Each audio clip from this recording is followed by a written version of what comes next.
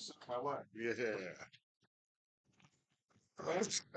Okay. So good morning, everybody. Welcome to Breakfast with Roger and Friends on this monumental program this morning on Monday, the 30th of June. And we are broadcasting live on the internet.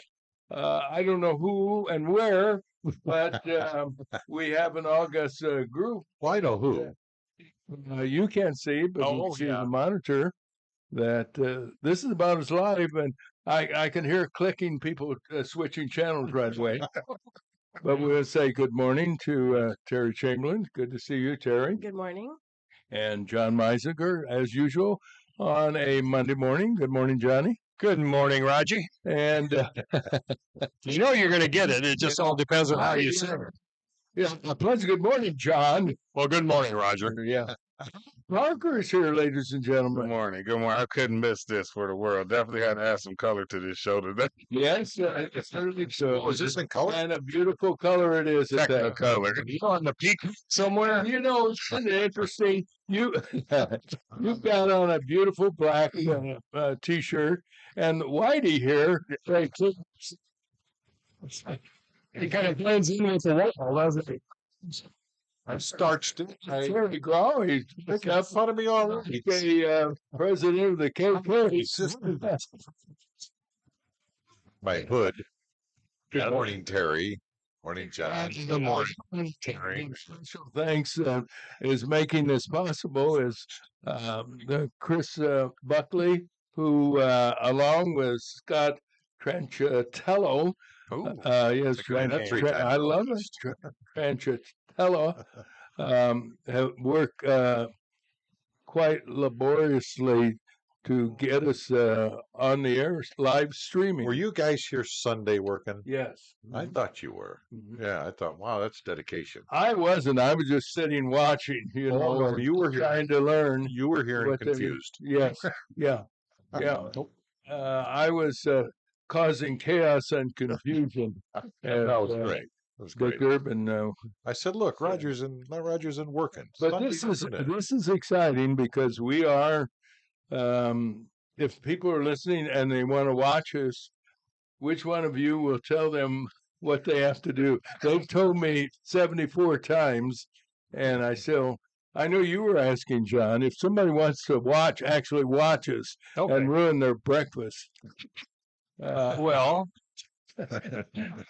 I think I'm pretty sure if you go to breakfastwithrogerandfriends.com, Right. that'll take you to about 10 different selections.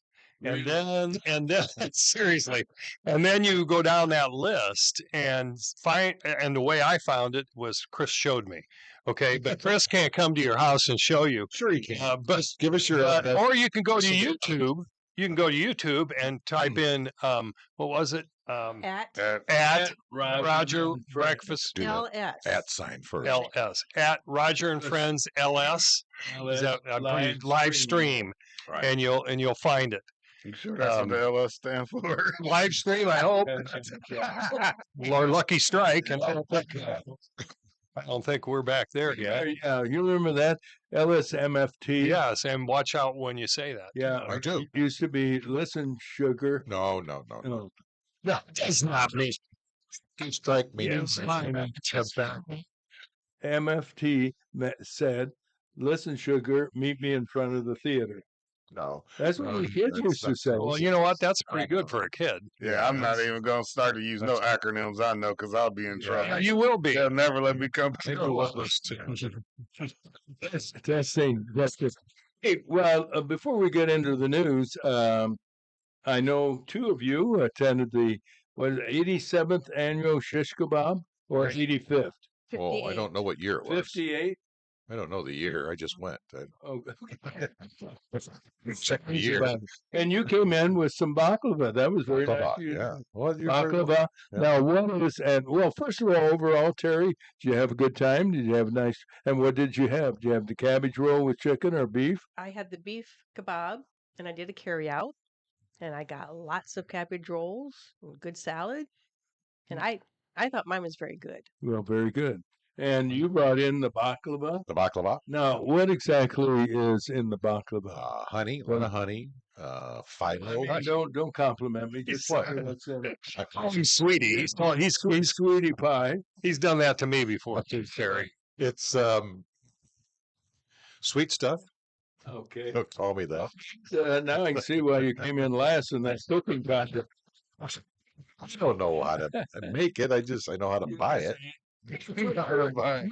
Culinary expert. Oh yeah, right. Yeah, right. Are you able, are good cooks able to taste something and taste what some of the ingredients are?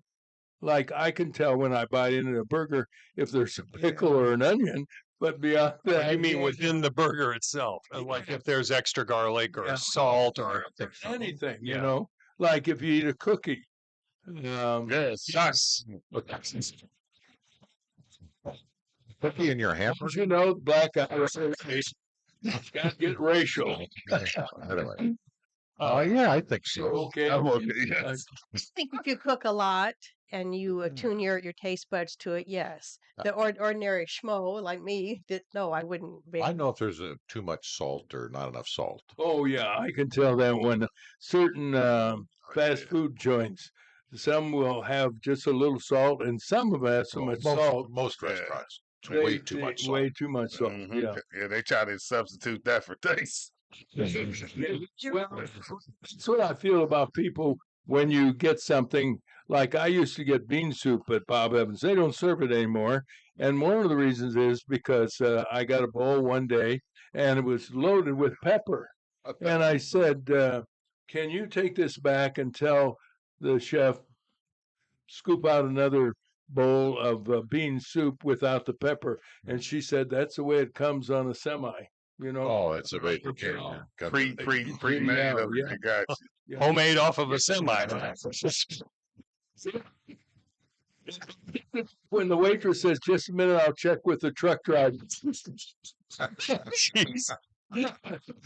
Well, they don't serve it anymore. Well- and I used to love it. And it was so wonderful because I'd eat a bowl of that. And then 2 hours later, a hootenanny in the household. Or hootenanny, right? Hey, tell us this though. Tell us this, Roger. Kind of crowded in here today. Yeah. Did you have in any? here. You didn't have any beans. I didn't have any last night. Did you? It's a Because we were little crowded room today. I remember So do I.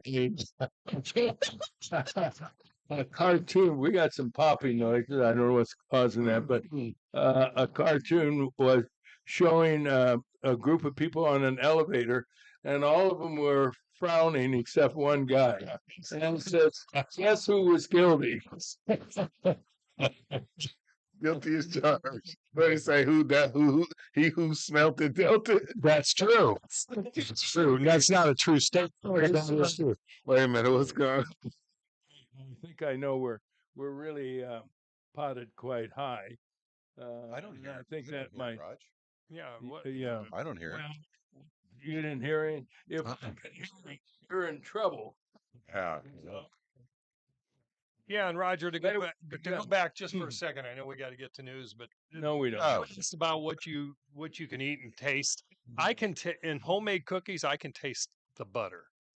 No. Yeah, I can. I can taste the There's- butter, and I don't know, and just in some of them, but most homemade cookies that have butter in it, I can taste the butter, and Well, I can't what was taste the the name of that? regular cookie. Cookie factory up near El Paso, Chinoa, that was very popular. And I think they were eventually purchased by a Canadian company. And their cookies were really soft. And I figured they had a lot of lard or butter. Yes, Archway. Oh, I love their cookies. Where were they? Yeah, but they're not around. It used to are be they? in the tin container with the little tissue paper around it. oh, they still make Archway, don't they? They're hard to find, but they make a few, like the oatmeal I don't ones. think Archway is around anymore. Is I it? did see because Mom wanted some one day, and so I went to the store and I scoured the shelves and I found one little package of Archway cookies. Oh, they were wonderful. Yeah, they were left over from 1968. Probably Yeah, that's why they were pushed in the in the back. for the back. Well, These let's see cookies what have we- been discounted.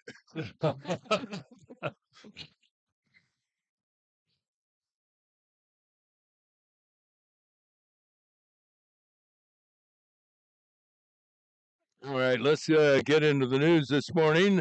A presentation of your hometown community bank's division of Morton Community Bank, employee owned, locally operated. You can still choose a hometown bank at hometownbanks.com, member FDIC. We start with the weather and Terry. Partly sunny today, Rogers. Just 30% chance for rain after 3 o'clock this afternoon. High 87 chance for rain tonight, low 66. Tomorrow, sunny, not as warm, high 85. Wednesday, sunny and 88. Thursday, sunny and 89. Friday, July 4th, fireworks day. It'll be hot, 92 degrees. Friday night, partly cloudy, low 74. Saturday, sunny and 93. So the 90s are coming back. Sunday, sunny and 89. And right now, I don't have a right now. You don't have it right now? I don't have it right now. 73 degrees 73 degrees at the wazoo right now. right now. And right now we have the news presented by Matt Wall, CPA with Gordon Stockman. Wall, for more than 40 years, Matt has been handling tax returns and other financial matters for individuals and businesses. His phone number 309-692-4030. The Supreme Court has issued a devastating ruling against Democrat district judges who engage in lawfare using nationwide injunctions to block President Trump's executive orders. By a vote of 6-3, the High Court put an end to the unusual and unprecedented practice. Attorney General Pam Bondi noted that 35 of 50 of the injunctions came from 5 Democrat judges. Democrats have filed close to 200 lawsuits against Trump and his administration. We'll talk with Peoria attorney Kevin Sullivan about the recent Supreme Court decision at 7:30 this morning. The other big story in Washington, D.C. is the battle in the Senate for Trump's big, beautiful bill.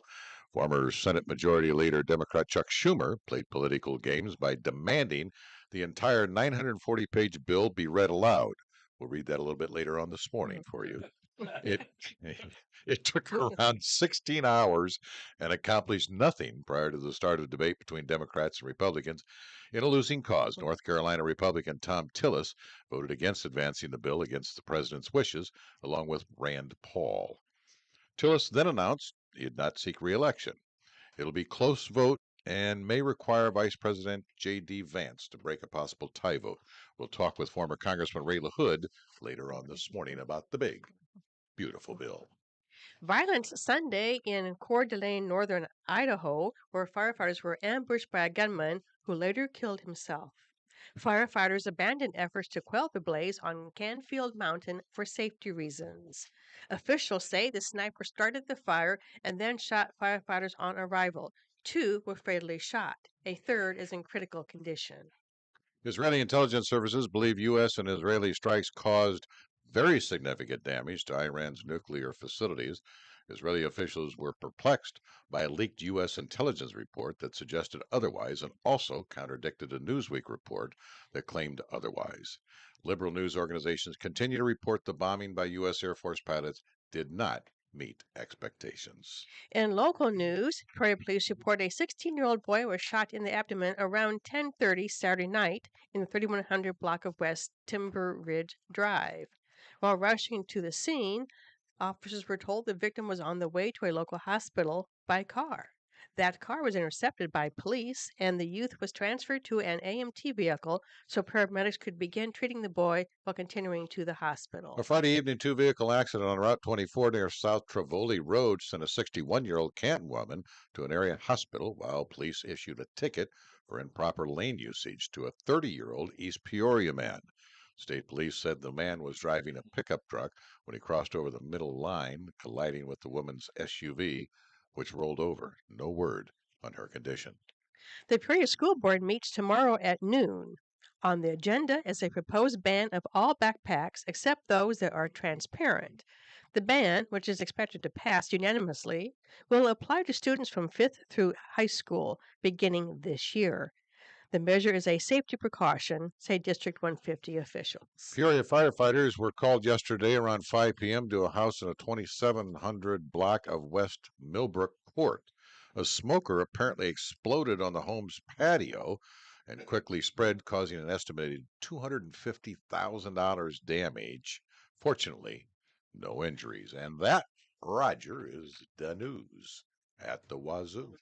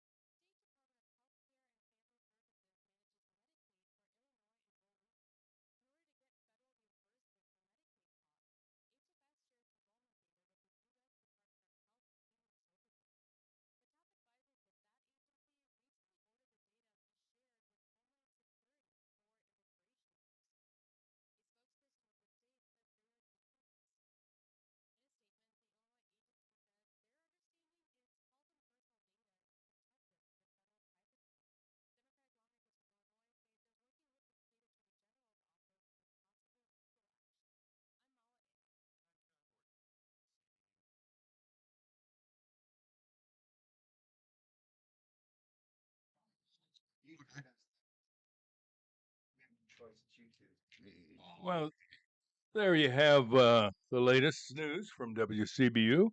Now, with kind of a low profile music interlude, let's bring in John Meisinger with the latest from the world of sports. Good morning, John. Good morning, Roger. Thank you for that wonderful introduction with that low profile music. That was pretty. I'll keep the sports at a low profile for you. In Major League Baseball yesterday, Kyle Teal hit a go-ahead two-run double with the bases loaded in the seventh, and the Chicago White Sox beat the San Francisco Giants 5-2 to keep Justin Verlander winless in 13 starts. Nolan Gorman belted a three-run homer. Victor Scott II had a two-run shot, and Matthew Liberatore one. Isn't that some sort of medicine? Yeah, Yeah. that's Lipitor. Liberatore. It's less Yeah. than medicine.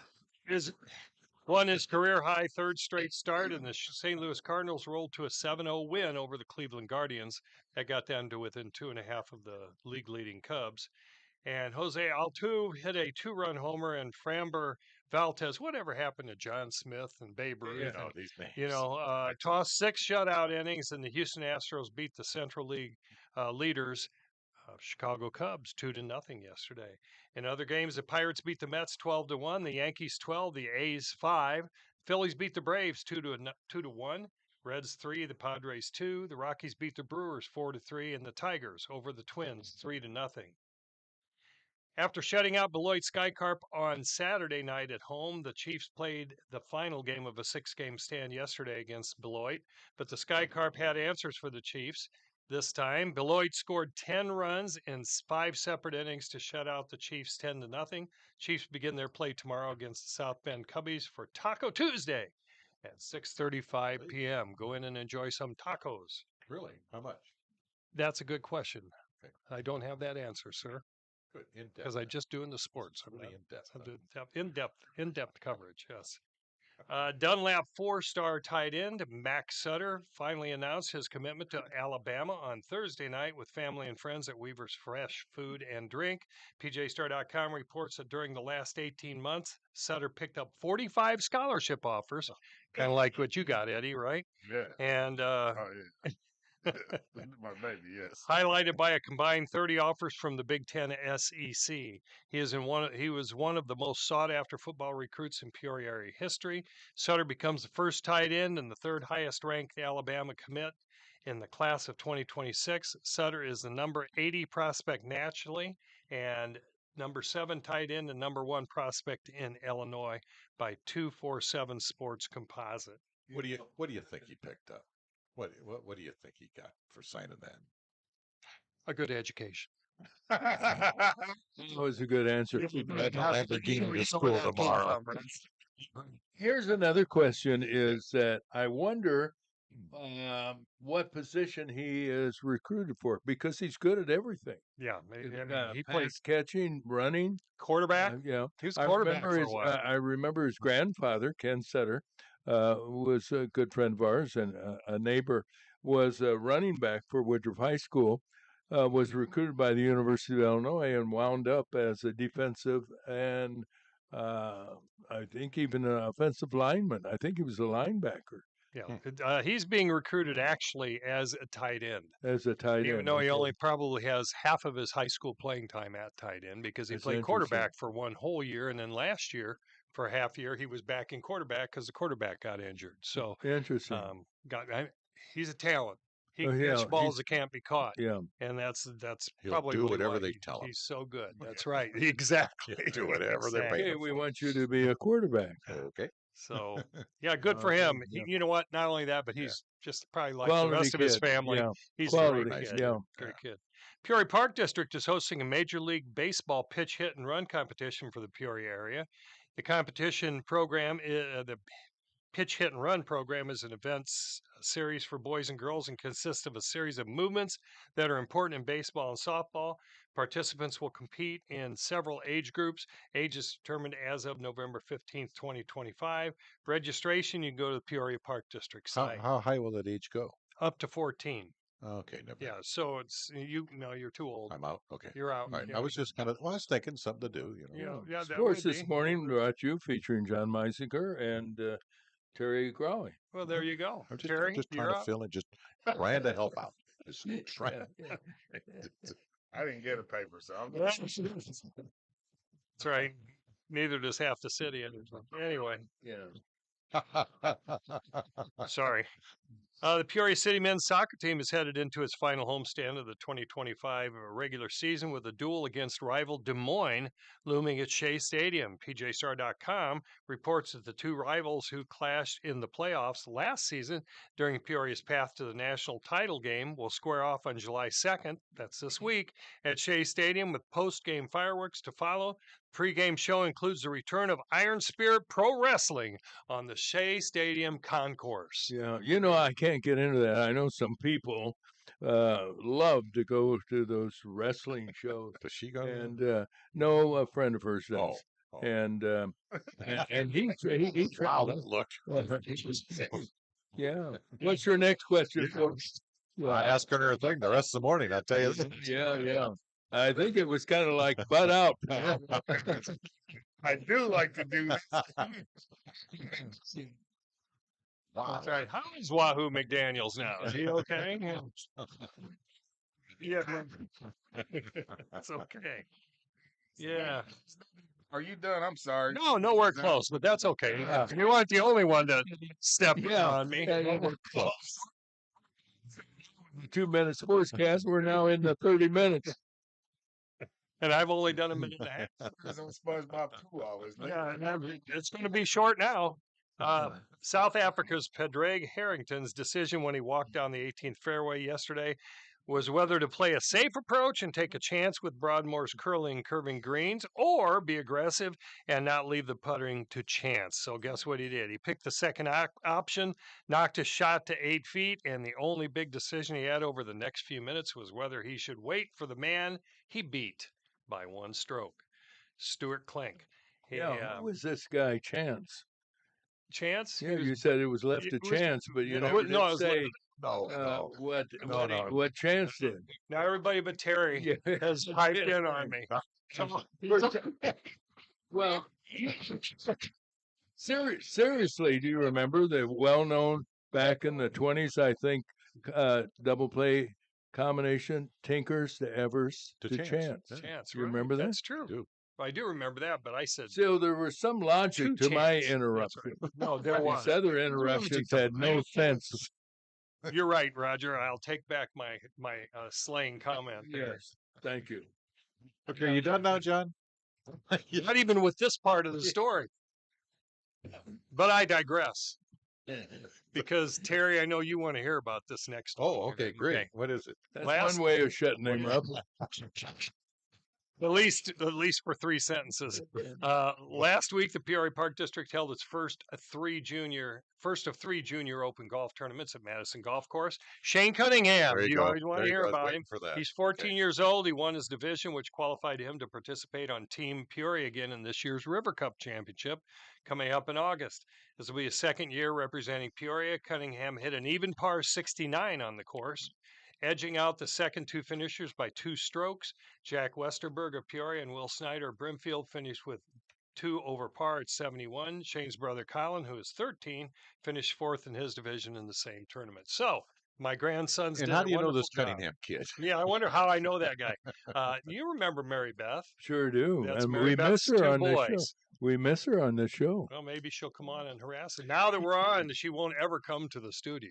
You realize that now. It'll only be by phone because, she won't want to brush her hair that early in the Well, morning. it pays more. It pays more if Oh, you're yeah. on. Yeah, Yeah. know that. You know, yeah. speaking of pay, is golf the only sport that maybe horse racing that depending where you finish, everybody I think up to maybe 15 or 20 golfers do get a cut of the purse, do they not? Yeah, otherwise you wouldn't have anybody that could afford to do it. Yeah. I would think. And Yeah. that does But make you know any other sport that Well, all the pays football players for get paid. Yeah, but that's already cut and dried. Okay. This is they have based a on salary, what you I'm do sure. over 2 or 3 days. Well, like in the Super Bowl, everybody shares in a bigger. Well, I guess that depend on their individual contracts, wouldn't it? Yeah. Yes. Mhm. It's Interesting. just a question. that's I a don't good know. question. How about bowling? us- You're a let us think bowler, on it. Terry. Have you ever been in a tournament and won a 6-pack or something like that? I won $1.50 this year. $1.50. It's a number for the IRS. Do not. Did you claim that? Right. Yeah. Probably poker, like when people play cards at certain levels of that too, where people win money because you got to even. Oh, really? I played poker and I didn't win anything. I lost. Shit, so they be winning prizes and stuff, so you have to be in a certain category Yeah. to get money. So NASCAR. I think, But you also, unlike any other sport, you lose money. that's true too. Yeah. NASCAR racing. Everybody gets not everybody gets paid, but a lot of the A first. lot of them. You're Yeah, right. that makes sense. That's true. Good call. That was very good. You really finally contributed something. Well, Terry. one of the guys out in the hallway told me. Came on your earphones. I didn't come up with that. I Thanks a lot, had no guys. clue. Not a sports guy. Yeah. Scott told me that. And now we have Kibitzers helping out the show. We need all the help we can get. And that's sports. Yes, that's sports, Roger. That's- Thank oh, you. God, finally. Jeez. Finally. Bring you up to date with the news. Bottom of the hour. And our news at the bottom of the hour this morning brought to you by Kathy Reynolds, Brilliant Real Estate. If you're thinking about selling your home and buying another one, talk to Kathy Reynolds. She's available 24/7. You can reach Kathy at 309-696-2162. The Supreme Court has ruled against Democrat district judges who engaged in lawfare using nationwide injunctions to block President Trump's executive orders. By a vote of 6-3, the High Court put an end to the unprecedented practice. Attorney General Pam Bondi noted that 35 of 50 of the injunctions were made by 5 Democrat judges. Democrats have filed close to 200 lawsuits against Trump and his administration. We'll talk with Peoria Attorney Kevin Sullivan about the recent Supreme Court decision around 7:30 this morning. The other big story in Washington, D.C. is the battle in the Senate for Trump's big, beautiful bill. Former Senate Majority Leader Democrat Chuck Schumer demanded that the entire 940-page bill be read aloud. It took around 16 hours and accomplished nothing prior to the start of debate between Democrats and Republicans. It'll be a close vote and may require Vice President J.D. Vance to break a possible tie vote. We'll talk with former Congressman Ray LaHood later this morning. Violence Sunday in Coeur d'Alene, northern Idaho, where firefighters were ambushed by a gunman who later killed himself. Firefighters abandoned efforts to quell the blaze on Canfield Mountain for safety reasons. Officials say the sniper started the fire and then shot firefighters on arrival. 2 were fatally shot. A third is in critical condition. Israeli intelligence services believe U.S. and Israeli strikes caused very significant damage to Iran's nuclear facilities. Israeli officials were perplexed by a leaked U.S. intelligence report that suggested otherwise, and also contradicted a news report that claimed otherwise. In local news, Prairie police report a 16-year-old boy was shot in the abdomen around 10:30 Saturday night in the 3100 block of West Timber Edge Drive. While rushing to the scene, officers were told the victim was on the way to a local hospital by car. That car was intercepted by police, and the youth was transferred to an AMT vehicle so paramedics could begin treating the boy while continuing to the hospital. A Friday evening two-vehicle accident on Route 24 near South Trivoli Road sent a 61-year-old Nancy Massey from Canton to an area hospital, while police issued a ticket for improper lane usage to 30-year-old Joshua Skaggs of East Peoria. State police said the man was driving a pickup truck when he crossed over the middle line, colliding with Massey's SUV, which rolled over. No word on her condition.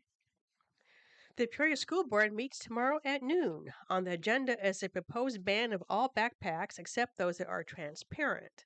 The ban, which is expected to pass unanimously, will apply to students from 5th through high school, beginning this school year. The measure is a safety precaution, say District 150 officials.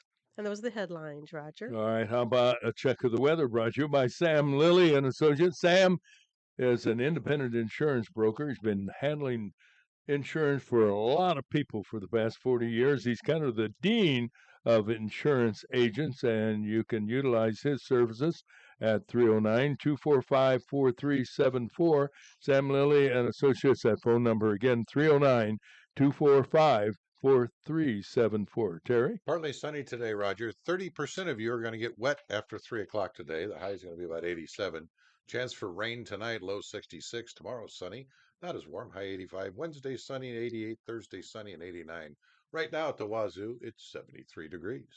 Yeah, you want to I wanted to ask him, right? But he What's got that? by so fast, I didn't get a chance to interrupt. 30% of the people. Yes, that's what I was going to ask. Yeah. How do you know how do you know if you're one of those Well, the people? Weather Service told me that. No, how do you know if who you're you gonna be- are? Yes, if That you're we one of can't those tell you. people. That's a secret. I got to get my soap ready. That's a The secret. people that That's don't a- have umbrellas, that's yeah, a part of the emergency. that we can't tell you. Can't tell me. No, when I say 30% chance of rain, that doesn't mean it's 70% chance it won't rain. No, It means 30% of the people in the Never area. heard that before. oh, yeah, it's true. Just- You have to get up. Really? All I did was say, I hadn't heard anything. You think that It's your show, Roger. We thought you might listen. I thought it was when it started. But so You missed makeup this morning, by the way, didn't you? it every morning. There's nothing that No rehearsal. who was the famous Hollywood makeup artist? X Factor. No, it was a gal. Max is one of those, but Edith, I think was her first name. Edith Head was a costumer. She designed costumes. Well, that's why you're on Jeopardy, and I'm doing my own show. Some days, Roger, just can't win. When she tells you all, she does it with a straight face. You dumb jackass. Yes, and she You know, she doesn't use those terms. She's all woman. Yeah. She's And women hear me roar. Tell you what, Oh, my. you just got thrown with I know, I'm- like penalty Trouble. for that comment. Anyway, that does it in more ways than one. Oh, Yes. are we done today? Is that it? Yeah. We're done with the weather and the news. I didn't even hear the theme song playing. Oh, It's a good idea that they're going to vote the things for the backpack. I think that's a good idea. Live that every play day, one? so I know you do. Now you're a professional, and so I'm going to be diplomatic. Would you get on the microphone? Sorry about that. Okay. Loud as my Mike. Westlake heard you, but we didn't. But you know, you're a resource officer, and you have been in District 150 for a number of years. That's really, as you indicated, a good suggestion, isn't I it? totally agree with it 100%. If they need me to vote or clone myself or get a petition going, but I think it's definitely going to go through. It's just several things that have occurred over the past few years, and I think it's better safe than sorry. That's just the best way. All right, now let me take the devil's advocate on this. I can see a parent say, I can't afford to buy another backpack. And I, I've got 4 kids. and I get, I And think, and a plastic or transparent backpack is probably, I'm going to suggest, may cost more. well, they than got, a they, regular- I think so many of them is going to be given away, if I'm not mistaken. I thought I saw something about that, I'm but sure they'll even, give 'em. even if not, guess what? Work for the school district as an officer, like you said. I would donate money to help get them. I'm serious, like to that point. Like that's how serious the situation is. Not donate to the show. I have. I Because brought donuts this morning. How much more do I need to donate? Well, and Well, the donations- donations, it's in the help. Should come in with the balance of the pay that he gets. To be logical now, don't you? Yeah. No, but I agree. You can hide a gun, a knife, yeah, any number of things in Yeah. a regular backpack, yep. and that- it'll be a little harder with When Is you there a just- size deal? Do they I have, seen do they have a the- size the- deal now? it's the way it's designed or whatever. I seen the initial plan of how it looks because they sent us the email about it, and so you can see it. It's like a pocket on the front, pocket on the top, and a big part, just like a typical backpack that you Right. have when. Well, what about? No, I'm talking about now. What can they bring in now? What, Oh, like prior to this? yeah, that would be now. You said, I get what you said. They didn't say any type of I'm trying my best to be good. Okay. Yeah, I'm sitting within reach too, which is a scary thing. Yes, sir. Don't try to corner the black guy. You'll end up on the more belts that he's won than Johnson's clothing store. No, you're Mr. Terry, you're absolutely correct. That's a legitimate question. So to answer your question, they pretty much because when I first started with the SROs 3 years ago, when you come in and do the checkout, you know how it is, Mr. Mike. So when you first come in, they check you in, you go through a scanner, and it's a table, and you put your backpack. They had several kinds, like whatever. If you had Okay. if you was a sports person, you probably had a bigger one. If you're a Okay. person that's just a nerd person, you just had your computer, laptop. They have scanner. You go through scanners at all the high Not schools. when I was there. I've been out 18 years. All the high schools have scanners now. From my understanding, idea. No idea. So Isn't it sad? bad.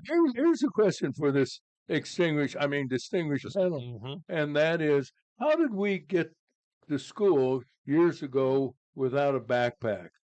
I mean, every kid. I saw a little kid walking home, and the backpack was larger than the little kid. I mean, Absolutely, seriously, absolutely. I couldn't believe it. I said, "What is that little kid taking home that he could have left at school?" Listen, I don't know. I used to watch Little House on Perry, and she used to have all her stuff tied up in a bun. I mean, like a Like a hobo. little ring. It was just a massive. That's right. That's true. That is a great. It was a belt. That is a great title for a local show, Little House on Perry. Yes, That's what it said. Yes. Instead of Perry. Yeah. And yeah, That's and- down there by First Methodist. by Woodruff High School. Oh, by Woodruff too. Little- Yeah, that's little true. Schoolhouse on Perry. No, they used. You remember the old TV shows how they had the books and it was all wrapped up in that. Yeah. Throw it over your thing, kind of like the old hobo thing, like you said, Yep. with the stick. The and stick, They yeah. had a over, Right. didn't they? Yep, that was pretty much it. But nowadays, it's probably way too many more books. But truthfully, most of the stuff the kids do now is on a laptop. They really, I mean, That's what's in that backpack. They're Yeah. carrying laptops now. for the most part. You just carry it. Why do you need a backpack? Well, It's kind of It's kinda expensive like- piece of device, Like and the then kids who play baseball now. They have big packs, and some carry 2 bats. Inside is a ball glove and a pair of cleats, so that every kid, the family spends over $150, maybe $200 easily. for Shoes, Yeah. man. Shoes.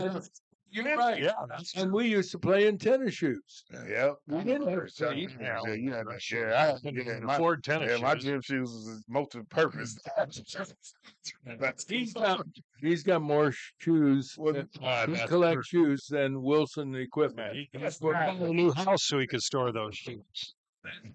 Am I right? It's a 3-bedroom house, but they only use 1 bedroom for sleeping. The other 2 store his shoes. How many pairs of shoes do you have?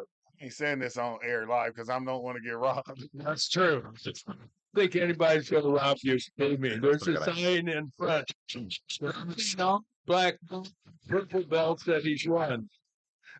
Easily, no exaggeration, 400 to 500 pair of gym shoes. Hmm. But I've been collecting for 25 years, though. It's not like I just started a couple days ago. I know you've had them for how many Here, years? you Close the door. The smell was just unbelievable. I think it's in a men's locker room at the YMCA. Oh, that's Man, way 90% of my shoes have never had a human foot in them, so I don't know what he was smelling. It must have been his old socks. Do you Well, you- collect? Do you you- trade? Do you? I'll show you when we get it. When we get a break, I'll show you. I'll go on the thing and show you. Like history. No, I'm not that interested. I'm just. Jesus. No, I just. brutally honest. I don't want to see your damn stuff. We wonder why we. It's just. Jesus, You're being man. honest about your No. collection, and Whitey here. I just wanted to know if that's what he. If you do that. Dude, yeah, I do. Do you trade these often, or Because I've you can't get rid of them? You've grown in.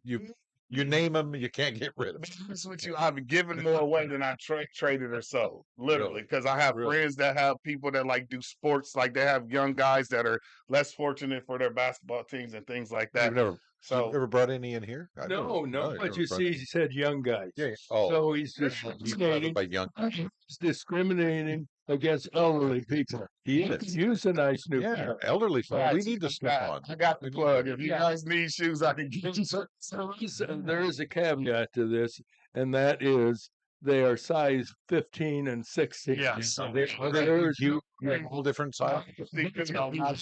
Seriously, from 7 to 13. Seriously, I do because Why would you buy a pair of shoes Yeah, you that can't wear. you can't? What do you? because Wow, you can those are trade or sell- 18s. you What are can trade- those? You can trade or sell them. That's why. So if Really? if I couldn't get the one that I wanted, and it's just a shoe I wanted because just to look at it. Yeah. Yeah, it's a weird. I got a couple Wow. pairs at home. I'd like you to take a look at. For 8 years. But even the garbage guy won't take them, right? Though seriously about some of the shoes because they got a retro trend now where it's an old pair of shoes that came out a long time. So like a particular pair of Air Jordans, I'll say, because it's Used? actually- no. Oh, okay. No. Jeez. But it's funny that you say that. No, it's funny that you say that because they got a new series of Air Jordans called Reimagined, and what the concept was, it's the box, the original box from '85. And it looks all deteriorated because to make it look like someone found it in the attic, like, oh, these the old shoes. And even the shoes has a design on it to make it look like it's been worn before. Well, they do that with jeans. They rip Yeah. up jeans. Yep, and yep. stuff. So it's It's gotta similar be to a- that. I'll bring a pair in one of these days and show Okay, you. all And right. they're like, yeah, $230 or whatever. But now if you go What? online, yeah, getting them retail $230, but to get them because the stock and resale it's gonna cost you anywhere from $600 to $1,000 to get the pair of shoes. So I just got these news. This came out Air Jordan, Air Jordan 14s and their Air Jordan 14s. See, as a kid, I collected stamps. Yeah, This guy collects shoes. I collect Funko Yeah. Pops Would too. you pay $230 That's for a pair of foil shoes? cards. I'll show you. Oh. I'll show you. What happened? 230. I was asking if Well, this Roger is the paid thing, $230 this is bucks the for a thing. pair. of No, shoes. But to get a good pair of comfortable walking shoes or running shoes anymore, you're gonna pay 150 plus. Seriously, like I walk a lot because I got to be on my feet as an officer. So Hokas is a Hokas, HOSAK. Hoka, yeah, those. Yeah, those shoes. Didn't they cost you about 150 if not more? Yeah. Seriously, and if you want Well, comfortable shoes, I pay. yeah, your boots probably Those- 400-500. I got some cowboy boots with These are some. Lucchese's. I got some. I got some Italian leather But- shoes. I got dressy shoes. You seen me dressed But up not- before, You like, yeah, okay. I saw you at church once. Yeah, That's- He's still back on $230 pair of shoes. Yeah, though those shoes that Billy. So is it? What is it, Terry? Billy, what's the term? The B, Bellionce. It starts with a B. What? Beyonce. No. But Ballas. It's a company that start with a B. She know everything. That's why I asked her. No, you can't even get these shoes at Burners. You know. The red sold one? Yes. Like they got Louis Vuitton ones like that. That's dressy shoes, but it start with a B. It'll come to me later. It's something with a B. But anyway, they start at like $1,000 Oh no. just to get the No, shoes. not That's for not even, and that's like lowballing it No, because some of them. it's ridiculous. My wife just got a purse from what is it called? Coach? Coach is one of the one, but yeah, they got Coach purses, little pouches that's like $1,000. Yeah, No, that's you didn't get that at Ross, did you? No sir, no sir, not at all. We were at Nordstrom's. Oh yeah. Trust me, dude. Yeah. I went and bought the baby because she's going to Bradley. She wanted to get a Coach purse. Boy, Nordstrom, that's not a cheap store. No, it's not. It wasn't nothing cheap about it. Where are trust they? me. I've never been there. In Where are they? It's Chicago. in Chicago. You got to Oh, go to well, Chicago. Yeah. St. Louis. Yeah. You know what? You can't Not get gonna it happen. at unclaimed freight. No, they ain't unclaimed nothing. You know, I want to remind everybody we are streaming live, and just got a note from the technical director. He said there are 1, 2, 3, 4 out of the 5. There's a problem with the bald heads that The are glare, passing. a little shiny there. I'm gonna have to wear my hat. Yeah, Kind of shiny over here. said tomorrow that we wear hats. So I can't help that. haven't. I've Partly never- sunny today. We have a 30% chance for rain after 3. Right now we're at 73. It's not as bad, Terry, is it, humidity wise? Oh, I thought it was. Oh, it's terrible. I thought it was more It's still humid. dry. during It's- this I morning. had a little-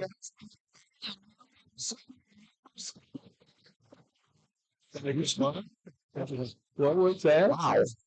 Hebrew what? Okay. Was in the book of John. My goodness. Wow. We learn something every day. Baldini is one of them, and it's Billy Basilian. You're listening to the Catholic Hour. It's easy for you to say. Yeah, I got it. I have to look it up at Terry. It's like BA. It's like a BA word. Couldn't imagine working Bastilla. out in this Oh, weather. Guys working on the highway. Even But- so but- forth. shoveling snow, This shoveling snow in this kind of kind weather. of weather. No, whatever. Just work. you know. Just working. Oh, yeah. Well, Not good for your heart. I don't do it Yeah. anymore. Yeah, shoveling. Yeah, shoveling I'm again. going to jump in every now and then. just go ahead, Roger. I'm It's your show. This is the kind of weather that roofing companies are glad that we have illegal immigrants. Yeah, I'm nah, serious. Nah, he is. He's telling the truth. Yeah, it's- Because when yeah, the guys that roofers, worked on yeah. my roof, hmm not one spoke English. I believe it. You said agua. He said, what did you just say, senor? Yeah. No, for real. No, that's the truth, though. We talked about this before. I guess we on air live now. We gotta Yeah. talk about. Talk about So- it again.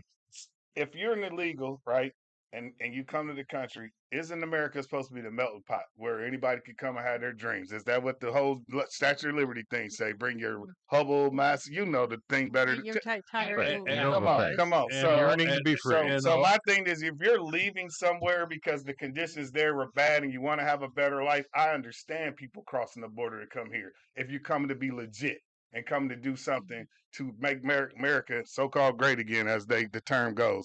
If that's what it's about to make your life better, the American dream, I'm all for it. But if you a criminal and some other stuff like that, and you come there on some bull crap, we got enough crooks over here already. say we don't need more. Nah, we, at all. We need less. And that's not the majority of those people. Those people are trying to leave from where they've been, like straight up like a dictatorship. Because you know, overseas, majority of that, well, a lot of that stuff down in Mexico and all that, with the Colombian drug lords and all that stuff. Everybody know what's going on. They make movies about it all the time. So if you can make a movie, which is a, what is it? What's the term that they use, Terry? Art imitates life or something like that. life imitate No, Mm. life imitates art. Is Yeah. what they So say. you see them Oh, I see what based you're off a true story, and you're like, "Oh, that was horrible." Imagine what it really was like. You just doing a reenactment of something. They give you the parts that they chose to share with you to scare you. It's like you don't want to get caught up with the drug people. But I know. but Thank you very much, Mark Zuckerberg. But to go back to what you were saying, um, they do work hard. And when they're up on that roof, oh yeah, they're they don't working play. They don't and, play. and they do a great job. Yes, sir, they They did a do. wonderful job. And they get things done. If you get your roof done, usually it's in a day anymore, Yeah. and you don't have to worry about it. But boy, I would not did want to see, work in those conditions. they've been working on the roof at Yeah. Limestone High School, Yeah. and I think Kryling Roofing, Mhm. giving them a full plug on the air. They were not working this past week when I drove by. I saw the God, guys it on the was roof, just and too I hot. came out and I started throwing them ice cold water. She said, "Ice? What did you say? Ice?" They all scrambled, Oh, and out they go. They jumped off the roof and ran like hell. It's water, ice water. water. That's where the parks have been. You're not only a resource officer. Why don't you go back to just calling you security people? No, or they called them security campus police for years, and Yeah. because that's what they were. Yeah. Yes, They were right. police But now officers. it's in the schools. They're resource still police officers. Yeah, we got to go Oh, through but the that same name was training and too. everything. That name No, was too heavy. that's too heavy of a name. Jeez. So Oh, wow. So now they're just resourceful. I guess so, because they got us doing everything. Yeah, I'm serious. I think we ought to- personally, I mean, No, for personally. years. Yeah. You're right. Yeah. The parks are okay, Uncle Roger. They're not perfect by no means of the word, but they're okay. unlike this show, which is perfect. Absolutely, Yeah. it's astonishing. I love it. Then what's the usual offense that you get challenged for, or you challenge them for? Alcohol in the park. It varies. It varies because, like, if there's a picnic and a situation going on, of course you got those challenges where people are going to be doing drugs. They and cause the problems among themselves. They don't. You because got What usually happens is someone that's amongst their group or their peers get a little buck wild because they done had a little too much to drink or whatever the case is. They indulge, and then someone happens to be one of our regular walkers or somebody just traveling through and like, what's going on over there? And there's a big commotion, so then they report it. And then we got to come and investigate it. That's kind of just what it is. It's not because this is what happens. This is what I do, and I've been doing it for years. And a lot of officers I work with, if I see a big group of people, I go over there to see what they cooking first of all. what's on the grill? I tell them, I said, y'all don't say me. I'm getting the ticket. And they like, huh? Some people because they know I'm being silly. Then you got some of the younger people like, wait, what is he talking about? And I'm like, I'm just kidding. Or one of the older people that knows me there be like, oh, what's up, Officer Parker? What's going on? And I explained to him, hey, I just want to let you know the park closes at sundown. And then someone always asks the question, well, what time is that? I said it varies. It could be 8:30, it could be 9 o'clock. It just depends on the day and what's going on or whatever. Because the later in the year, it's sooner and then it's later. So long or the short of it is, I usually let them know so they're aware that they have to be gone at a certain time. And then I said, don't start packing up when it's dark, like 30 minutes prior, please. And then we're cool. It's usually not a situation. Then I go over to the playground area, pretty much do my same spiel. Hey, just want to let everybody know because the parents are in their cars watching their kids sometimes. With the air conditioner Yeah. running in the car while the So, kids are. or they just move off sometimes, which but that's a whole nother thing. Then they claim that the so and so supposed to be watching so and so. Like, yeah, okay, whatever. But anyway, I usually get the kids a spiel, and if the kids over there being a little, rambunctious. yeah, with the language, that's what usually the issue is. Because I tell the kids all the time, and I try to explain to them, I'm not coming down on you because of what you're saying per se, because I understand that the dialect that they use is because of where they are. If you wasn't taught better, it's the term goes, if you know better, you do better. Well, if everything around you is cuss, fuss, then that's what you're going to do because that's what you learn. Not that it's right, but that's what you're going to do. So I always explain to them, you can't just talk any kind of way. They're like, well, this is how we talk. We just playing. Well, how do I know if you're not playing or not if you're saying bad things? If you're saying things to me that's a trigger to say something's wrong because of the language you're using. So when I come over to them and say, hey, what's up? What's going on? Cut it out. Okay, no problem. And I usually don't have a lot of problems with a lot of kids, probably because I'm a giant bald dude, but Yeah. What do you bench press? 350 Yeah. on a good day. Okay. What do you do for table press?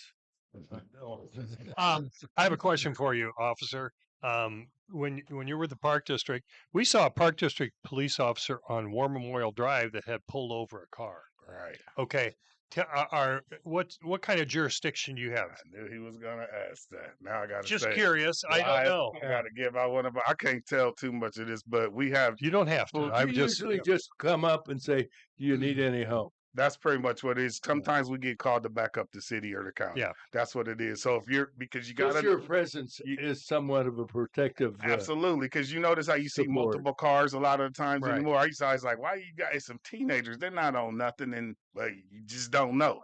And so for the safety of everybody in that situation, you got that guy, and you might have another guy up the way just on standby, and then it's so And sometimes you won't even catch that. We'll be just like the situation just occurred with the kid. Remember I told you the other day when the kid had the incident when the kid shot himself and accidentally shot the other person. Gun in his pocket. We were at the park and we heard it, and it's right there. So it's Yeah, it was right there at the intersection of so, McClure and Prospect. so wasn't like it? Yeah. that's one of the parks I patrol. So me and a couple other guys, we're already over there. So you just like, oh man, what's going on? And you just hoping and praying, that Yep. please God, don't let somebody to Well, kill somebody. Now you're Park District Police, No, right? I'm a security officer for the Park District For the Police Park District. Department. Okay, but there's also Peoria Police Department also has the Park 906. They also have an officer that is assigned to the parks, don't they? Yeah. So we have So you got- police and security for our Oh, okay. for the thing. So like I said, we got full range just like everybody else. Yeah. Only thing is, I try to avoid that. I try to avoid this.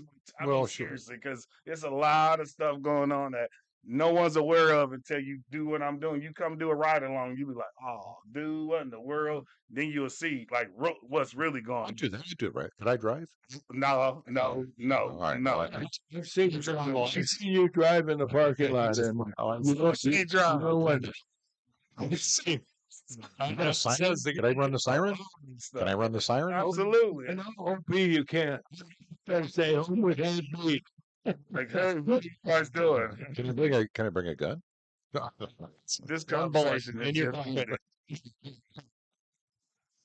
Barney. But it's okay right now, Uncle Roger. The climate of the park is just like it's been every year in the summer. When the kids are out of school, they're going to be out because they got to go somewhere to get their crazy energy out, and that's where it's at the park. So the same kids I see at school is the same kids I see in the parks, and I tell them, "Oh, it's Officer Parker," and I got a good relationship with the people, so in the community, so I don't have to worry about some of the stuff that the other officers deal with because a lot of the people that are on our team works as SROs as well. So we got multiple. So it's like Go ahead, finish up before I. good. Go ahead. I think you're good too. Have you ever been in a situation where you were really concerned about your own safety? Don't let any secrets out. You're right. Not really, because I try to be aware of my surroundings and situations. So I know if it's something that's a little too hectic, I call You for call for backup. support. Absolutely. I don't try to go in with guns blazing John Wayne style. That's dead. Nobody does that anymore.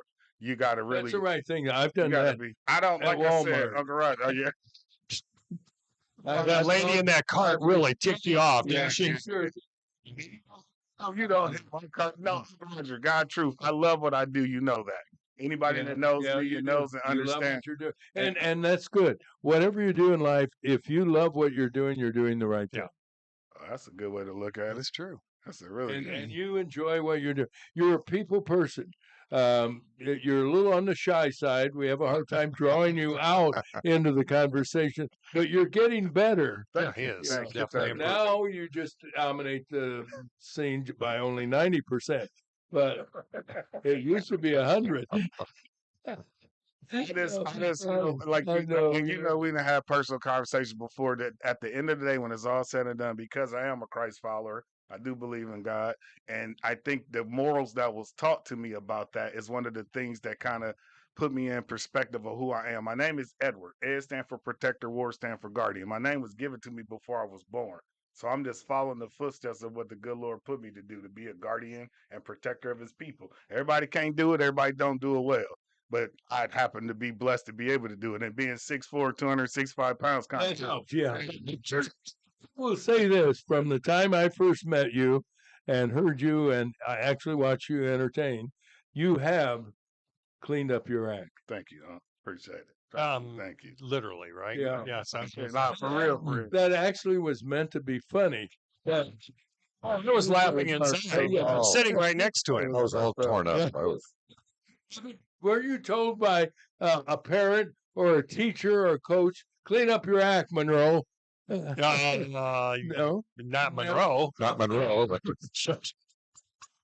I was going along with it till you said Monroe, and then I immediately thought of that manure story. oh my. Little reminder, you're having breakfast with Roger and Friends on WAZU FM 90.7. We are streaming live. Would someone tell our listeners where they can catch us on the internet? So if you go to YouTube and type in the search bar Roger and Friends, it'll pop up and you'll see it. Don't put Breakfast with Roger and Friends, put Roger and Friends, because that's the one I went to. Because if you go to Yes. the other one, it's going to go to the old episodes you did years ago. All right. Yeah. Or you can go to breakfastwithrogerandfriends.com and there'll be a link on the webpage. Yeah, there'd be a link there. Okay. There's all I'm just saying what he said. Yeah. I was going to say, is there an echo in the spare? Yeah. Stay tuned. Just help me. There's sports Just reiterate. coming up next. And in the next hour, we're going to have a real crowded room. Ray LaHood will join us, former congressman, and also Peoria attorney Kevin Sullivan. Oh, So man, he stay gets a front tuned. row seat. I'm going back then. I'm going to step back when they come in so I can.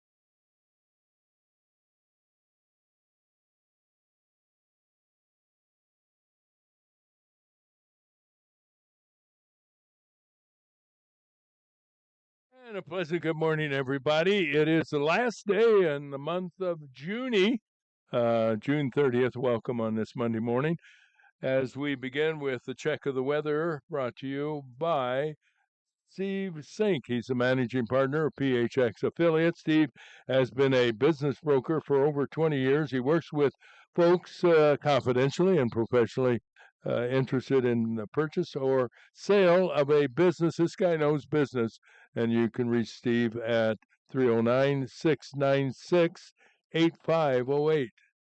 Partly sunny today, Roger. 30% chance for rain after 3 o'clock. The high will be about 87 today. Chance for rain tonight, low 66. That'll seem kind of cool outside. Tomorrow, sunny, not as warm. High just 85. Wednesday, sunny and 88. Thursday, sunny and 89. It's climbing back up again. Friday, July 4th, the fireworks day. Hot 92 outside. Friday night, partly cloudy, low 74. Next Saturday, sunny and 93. Sunday, about 89 degrees. Right now, it's 74. And now the news. All right, thank you, Terry. Brought to you by Spoon River Home Health. They've been providing quality care for people in their Central Illinois homes for over 30 years. Their professional and compassionate staff, that includes nurses, therapists, and home care assistants, available to care for your loved ones safely and comfortably today. You can reach them at 309-245-0723. Now the news. The Supreme Court has issued a devastating ruling against Democrat district judges who engaged in lawfare using nationwide injunctions to block President Trump's executive orders. By a vote of 6-3, the High Court put an end to the unusual and unprecedented practice. Attorney General Pam Bondi noted that 35 of 50 of the injunctions came from 5 Democrat judges. Democrats have filed close to 200 lawsuits against Trump and his administration. We'll talk with Peoria attorney Kevin Sullivan about the recent Supreme Court decision around 7:30 this morning. The other big story in Washington, D.C. is the battle in the Senate for Trump's big, beautiful bill. Former Senate Majority Leader Democrat Chuck Schumer played political games by demanding the entire 940-page bill be read aloud. Who did that? I didn't see it. There's no way I was going to. Yeah, they have people that took turns They reading. have readers? They have readers, and they have to read it a certain length of time. You can't read real fast. You can't read real slow. It's a laborious process, and it was absolutely childish, frankly I speaking. could do that. What's it pay? It probably pays pretty I well. could do that. Yeah. It took around 16 hours and accomplished nothing prior to the start of debate between Democrats and Republicans. In a losing cause, North Carolina Republican Tom Tillis voted against advancing the bill against the president's wishes, along with Rand Paul. Tillis then announced he would not seek re-election. It'll be close vote and may require Vice President J.D. Vance to break a possible tie. We'll talk with former Congressman Ray LaHood later on this morning about this big, beautiful bill. There was violence Sunday in Coeur d'Alene, northern Idaho, where firefighters were ambushed by a gunman who later killed himself. Firefighters abandoned efforts to quell the blaze on Canfield Mountain for safety reasons. Officials say the sniper started the fire and then shot firefighters upon arrival. 2 were fatally shot. A third is in critical condition. Israeli intelligence services believes U.S. and Israeli strikes caused very significant damage to Iran's nuclear facilities. Israeli officials were perplexed by a leak of U.S. intelligence report that suggested otherwise and also contradicted a Newsweek report that claimed otherwise. Liberal news organizations continue to report the bombing by U.S. Air Force pilots did not meet expectations. In local news, Peoria police report a 16-year-old boy was shot in the abdomen around 10:30 Saturday night in the 3100 block of West Timber Edge Drive. While rushing to the scene, officers were told the victim was on the way to a local hospital by car. That car was intercepted by police, and the youth was transferred to an AMT vehicle so paramedics could begin treating the boy while continuing to the hospital. Friday evening, 2-vehicle accident on Route 24 near South Trevoli Road sent a 61-year-old Canton woman to an area hospital, while police issued a ticket for improper lane usage to a 30-year-old East Peoria man.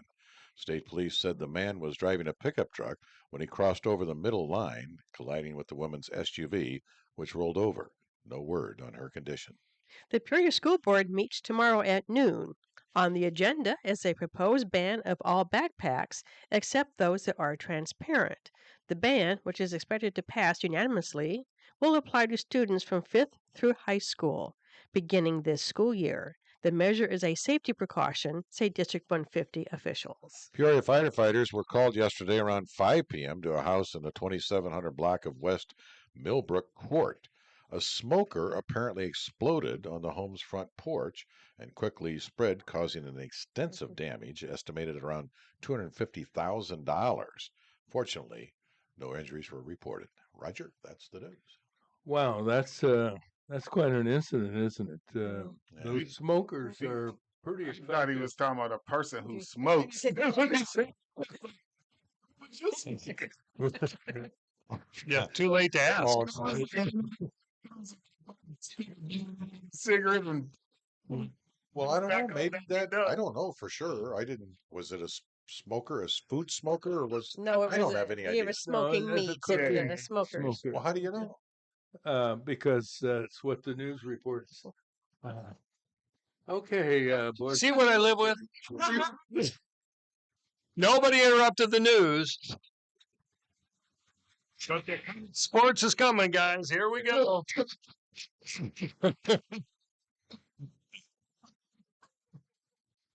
This news once was brought to you by Advanced Medical Transport, and still is providing outstanding ER care or emergency care since 1991. No, interesting that story about the police stopping the car.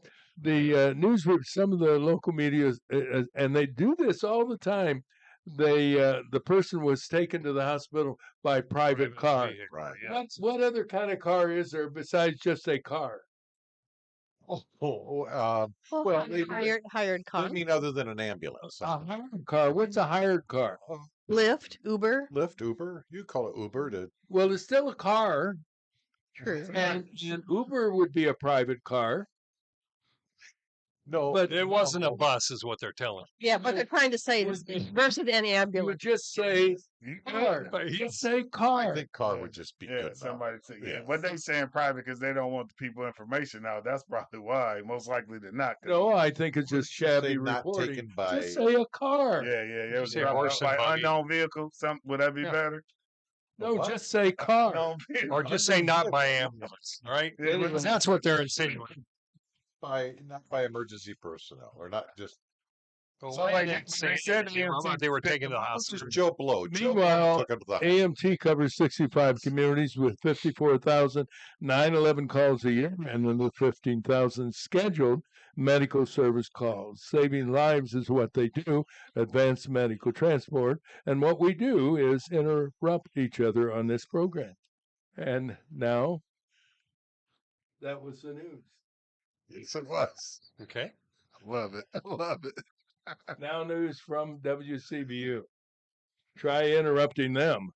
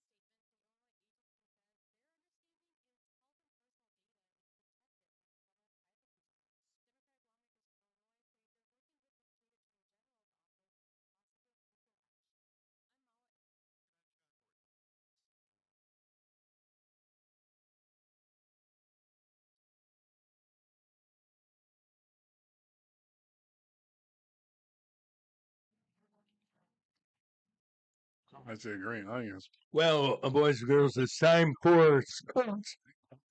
John Meiser has sports uninterrupted. Yeah, right.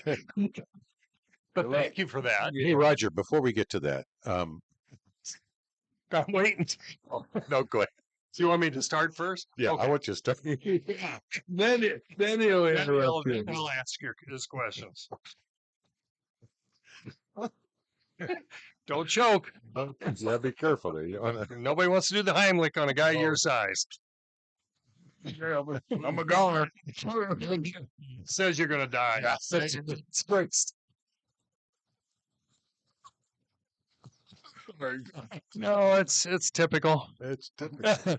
Kyle Teal hit a go-ahead two-run double with the bases loaded in the seventh, and the Chicago White Sox beat the San Francisco Giants 5-2 yesterday to keep Justin Verlander winless in 13 starts. Justin's probably in his last year, if that's the case. Nolan Gorman belted a three-run homer. Victor Scott II had 2 runs shot, and Matthew Liberatore won his career-high third straight start, and the St. Louis Cardinals rolled to a 7-0 win over the Cleveland Guardians. And the Chicago Cubs got beat by the Houston Astros yesterday, 2-0. I'm trying not to say some names that are on that team. You're being good. Thank you very much. In other games, the Pirates 12, the Mets 1. Yankees beat the A's 12-5. The Phillies 2, the Braves 1. Reds beat the Padres 3-2. The Rockies over the Brewers 4-3, and the Tigers beat the Twins 3-0. After shutting out Beloit Sky Carp on Saturday night, at home, the Chiefs played the final game of a 6-game stand yesterday against Beloit, but the Sky Carp answered They did have answers for the Chiefs. Beloit scored 10 runs in 5 separate innings to shut out the Chiefs 10-0. Chiefs they'll begin play tomorrow against the South Bend Cubbies for Taco Tuesday, and that's tomorrow at 6:35. I don't know how much they are yet, but we'll find out. Got you speechless, don't we, over there? He's trying to be good. Dunlap 4-star tight end Max Sutter announced his commitment to Alabama Thursday with family and friends at Weaver's Fresh Food and Drink. PJStar.com reports that during the last 18 months, Sutter picked up 45 scholarship offers, highlighted by a combined 30 offers from the Big Ten SEC Conference. He is one of the most sought-after football recruits in Peoria area history. Sutter becomes the first tight end and third highest-ranked Alabama commit in the class of 2026. Sutter is also number 80 prospect nationally, the number 7 tight end, and number 1 prospect in Illinois. That's all by 247 Sports Composite. Peoria Park District is hosting a Major League Baseball pitch hit and run competition for the Peoria area. The pitch hit and run program is an event series for boys and girls and consists of a series of movements that are important in baseball and softball. Participants will compete in age groups 7 and 8, 9, 10, 11 and 12, and 13 and 14. Age is determined as of November 15th, 2025. Registration you can find on the Peoria Park District website. The Peoria men's soccer team is heading into its final homestand of the 2025 regular season with a duel against rival Des Moines looming at Shea Stadium. PJStar.com reports that the two rivals who clashed in the playoffs last season during Peoria's path to the national title game will square off July 2nd at Shea Stadium with a post-game fireworks show to follow. The pregame show includes the return of the Iron Spirit Pro Wrestling in the Shea Stadium concourse. Really? Yeah, they're going to have pro wrestling at the concourse Wow. at Shea Stadium. It's going to be a hot night. Pro wrestling is going to fit perfectly. Last week, the Peoria Park District held its first of 3 junior open golf tournaments at Madison Golf Course. Shane Cunningham, who's 14, won his division, which qualified him to participate on the Team Peoria again this year in the River Cup Championship coming up in August. This will be his second year representing Peoria County. Cunningham hit an even par 69 on the course, edging out the second 2 finishers by 2 strokes. Jack Westerberg of Peoria and Will Snyder Brimfield finished with 2 over par at 71. Shane's younger brother, Colin, who is 13, finished 4th in his division in the same tournament. And just a kind of a side note, we bought Shane a new putter Oh, and nice. gave it to him yesterday. And last night he went out and played at Kellogg and shot 6 under par. Wow. I Did the putter texted help? him. Did the putter help? I said, "What cause?" He says, "Good putter." Really? I said, "I don't know if that's you or the club, but either Wow, way." they work together. Yeah. So anyway, congratulations to them, and I'm anxious to see him start. He plays for Richwoods this fall. Wonderful. It'll be There's fun. sports. Uninterrupted. Uninterrupted. Maybe I kind of like the interruption.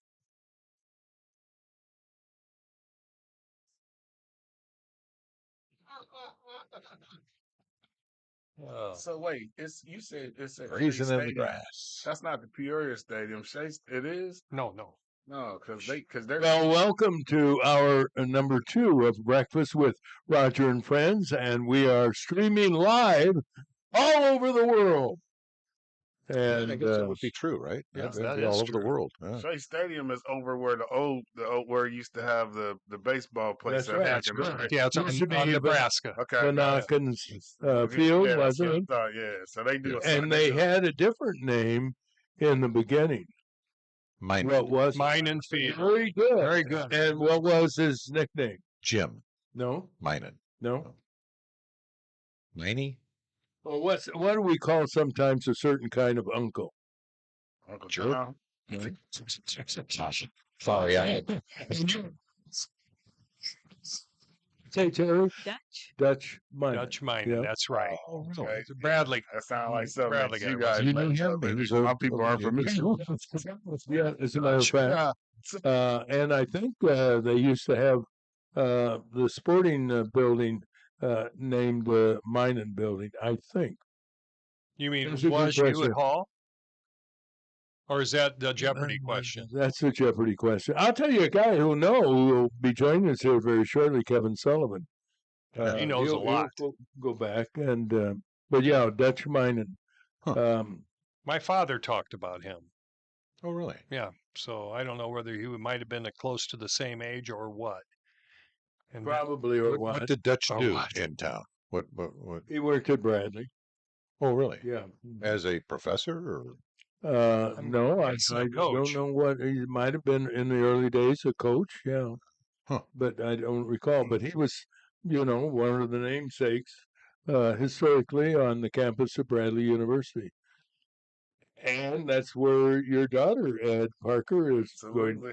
Thank to you. be Jesus. attending. She got a nice scholarship, I Yes, understand. sir. Yes, what's she sir. going to be? What is she She's taking? going to school to major in sports media and minor in journalism, but we're trying to push her to be a teacher. Well, she'll end up being Well, one anyway. Yep, you know, absolutely. so that's the way it Yep, works. yep. Well, you want her to do what she wants to. Like my dad, when I went to Bradley, wanted me to major in business. In my first semester, my grades were terrible. I had economics and I don't know what all. I didn't like it, didn't want it, and I said, Dad, I want to be in broadcasting. I'm going to do sports broadcasting. And he said, okay, you pay your way. Wow. Hello. Yeah. Yeah, There you that's, go. that's And an I eye did. opener. I did. I went to work, worked in the field house, did odds and ends, and that was back when you could afford to do it. I mean, when you talk about a semester costing $350, $450, and now what is it now? Yeah, $20,000, that's- $30,000. That's an for 4 years? understatement. Trust me, it's just That's an hour. At Yeah. least. right. At Just least. for room and board is Yeah. almost 30 grand a semester. Wow. So yeah, that's crazy. Yeah, and I went to Bradley, and my father paid for me to go to school, and I lived at home, which helped. Well, I lived in my car. Meals. You had a car? That would have been a surprise. But I didn't know. have- I took the bus, bummed a ride from my brother who was going to Bradley at the time. Matter of fact, I watched him pitch against the University of Illinois, and Bradley shut him out 4-0. Oh, No. And that was when the baseball field was on the campus, Right there in the quad, wasn't right in the quad. Mhm. Yeah, it? They played football there too. Did they that I not? don't remember. I thought they played football at the stadium. At Peoria Stadium. Yeah, I think earlier they earlier. played football there because they used to play. Well, you don't have to get huffy. I'm not saying you're trying not to get Yeah. huffy, Roger, but you're making it hard.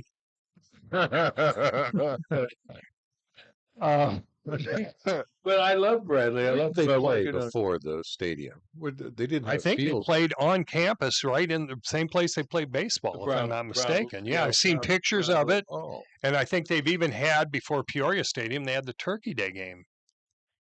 So, Bradley so, I don't so, know. between Manual and Central. I did not know really? so the old field house, right? Did that used to be where they used to put private planes a long time ago? There was a is that just- hangar. I Well, thought it used to be an somebody said- airplane. That's what it was. that. It was, but they didn't have planes. Didn't have planes. Oh, They didn't have okay. a run. Didn't have enough No. seats. think that they would just build them there or something or something. It was a. It was Actually, I think they called it a Quonset. storage for. Quonset hut. Quonset huts is what they were called, weren't they? No, I'm thinking that they were for balloons. Oh, Hot air balloons? Hot air balloons, yeah. Well, I don't know. a dirigible. I played. And now Quonset huts is where I sat for many of my classes off of Fredonia, and no air conditioning. Real well, Yeah, Wow. yeah. yeah. Not you didn't have many classes at Bradley Hall. Yes, I did. Mhm. No, I was at Bradley and Westlake for the most part. Westlake was the was right next door. It's a shopping center No, right around the corner.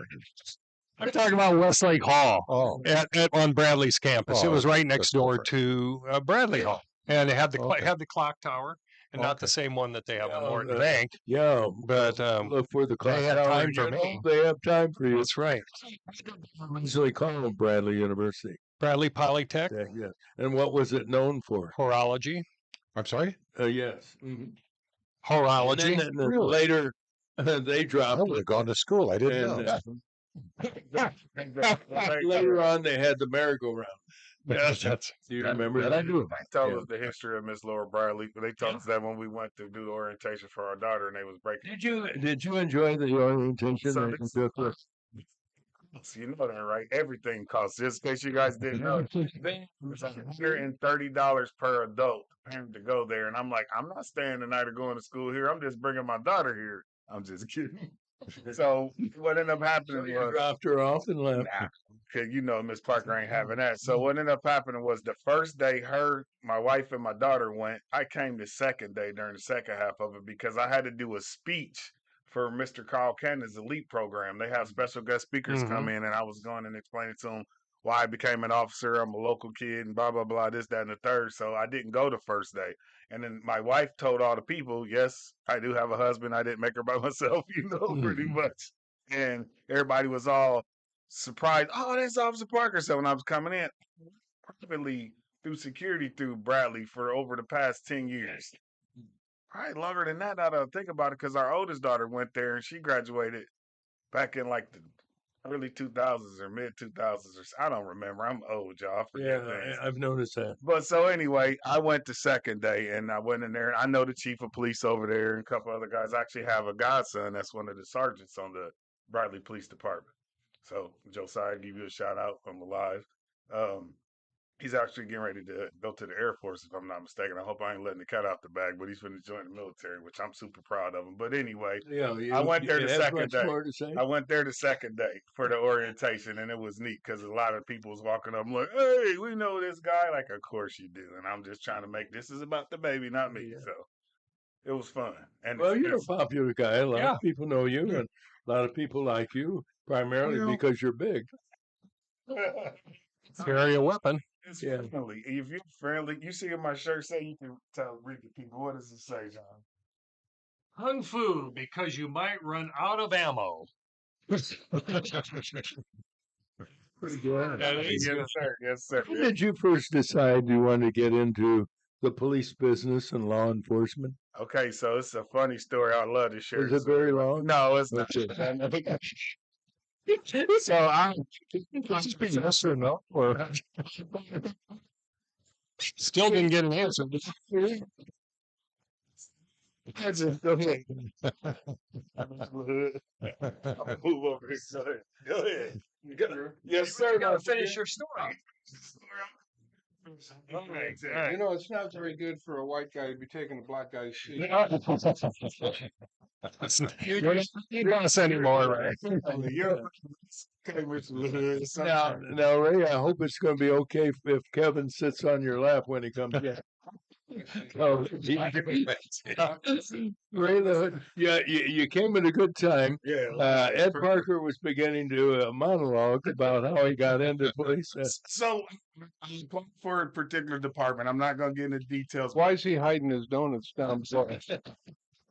He doesn't want you to have Those are the ones that he won. So the finish the story. You asked me about it. There's a panel of people that are retired firemen, police department, and all that other stuff, right? It's 10 guys in the line where we're getting questioned. They ask you a bunch of questions, and you get a chance to be first to answer, you get a chance to be last. But you can't say what the other guy said. So they're going through the line and asking everybody the same question. Why you want to become a cop? When you become a cop? Why you want to come? So it's finally my turn. Of course, I'm the only brown dude in the line. I'm just saying that just to give the lineup what to make the story come a little more light. You changed colors on me. I did. Every You once in a while. said brown. Right, yeah. Okay. I'm more of a mobile. Oh, he changed seats. Yeah. Well, different lighting. So long and the short of it is, so this would have happened. They asked us why did we become. I said I grew up in a majority white neighborhood, and I said every time we play cops and robbers, who you think had to be the bad guy? So I said for once I want to be the good guy, and that's what I told them. Did you So really say that? and the panel laughed. That's quite a story. They laughed their butts off, and they was like, "I like this kid," and I made it to the next round of questions. To the next round. So you got to move forward. All right, we're going to talk to Kevin Sullivan and also Ray LaHood coming up. You're having breakfast with Roger and friends. We are live streaming today, which is kind of exciting.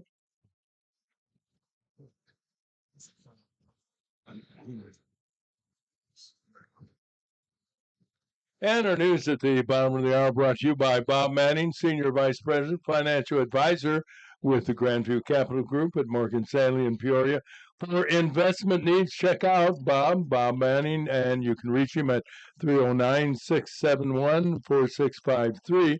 Morgan Stanley Smith Barney, LLC, member SIPC. Here's Sherry with the headlines. The Supreme Court has ruled against Democrat district judges who engaged in lawfare using nationwide injunctions to block President Trump's executive orders.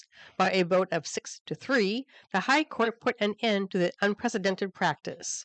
Attorney General Pam Bondi noted that 35 of 50 of the injunctions were made by 5 Democrat judges. Democrats have filed close to 200 lawsuits against Trump and his administration.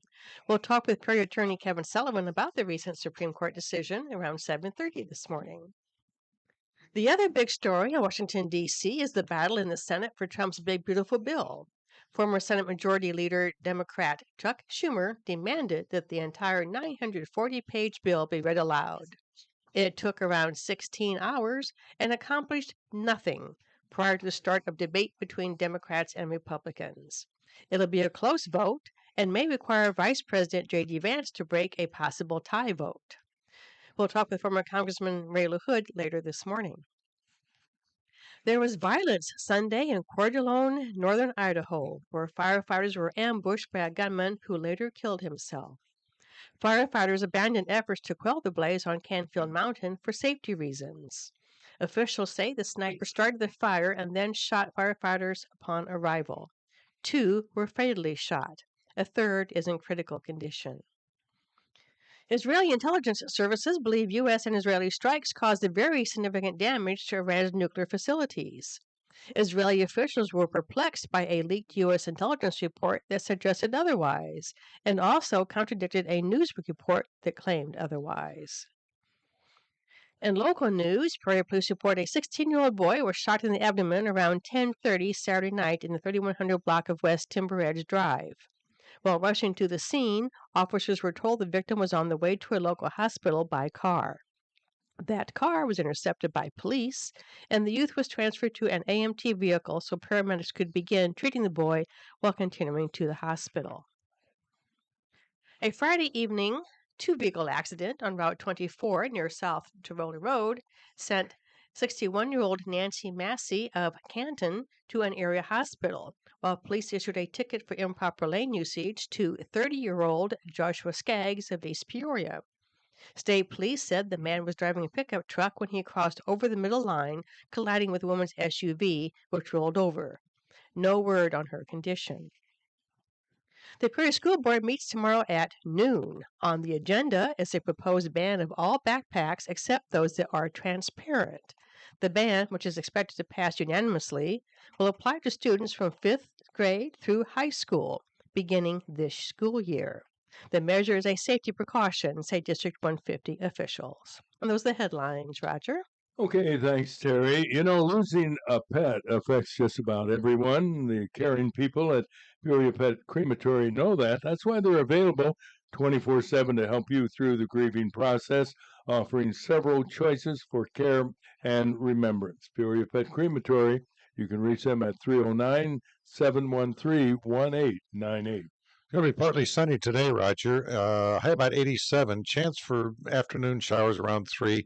Maybe some showers tonight. Excuse me, low about 66.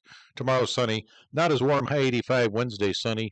88. Thursday sunny and 89. Right now, it's 75 degrees. 75 degrees on this Monday, June 30th. And we asked Peoria attorney Kevin Sullivan to join us this morning because the Supreme Court finally, some people will say, finally decided to make a ruling as to whether or not federal district judges can issue nationwide injunctions over the elected president of the United States, regardless of whether it's a president is a Republican or a Democrat.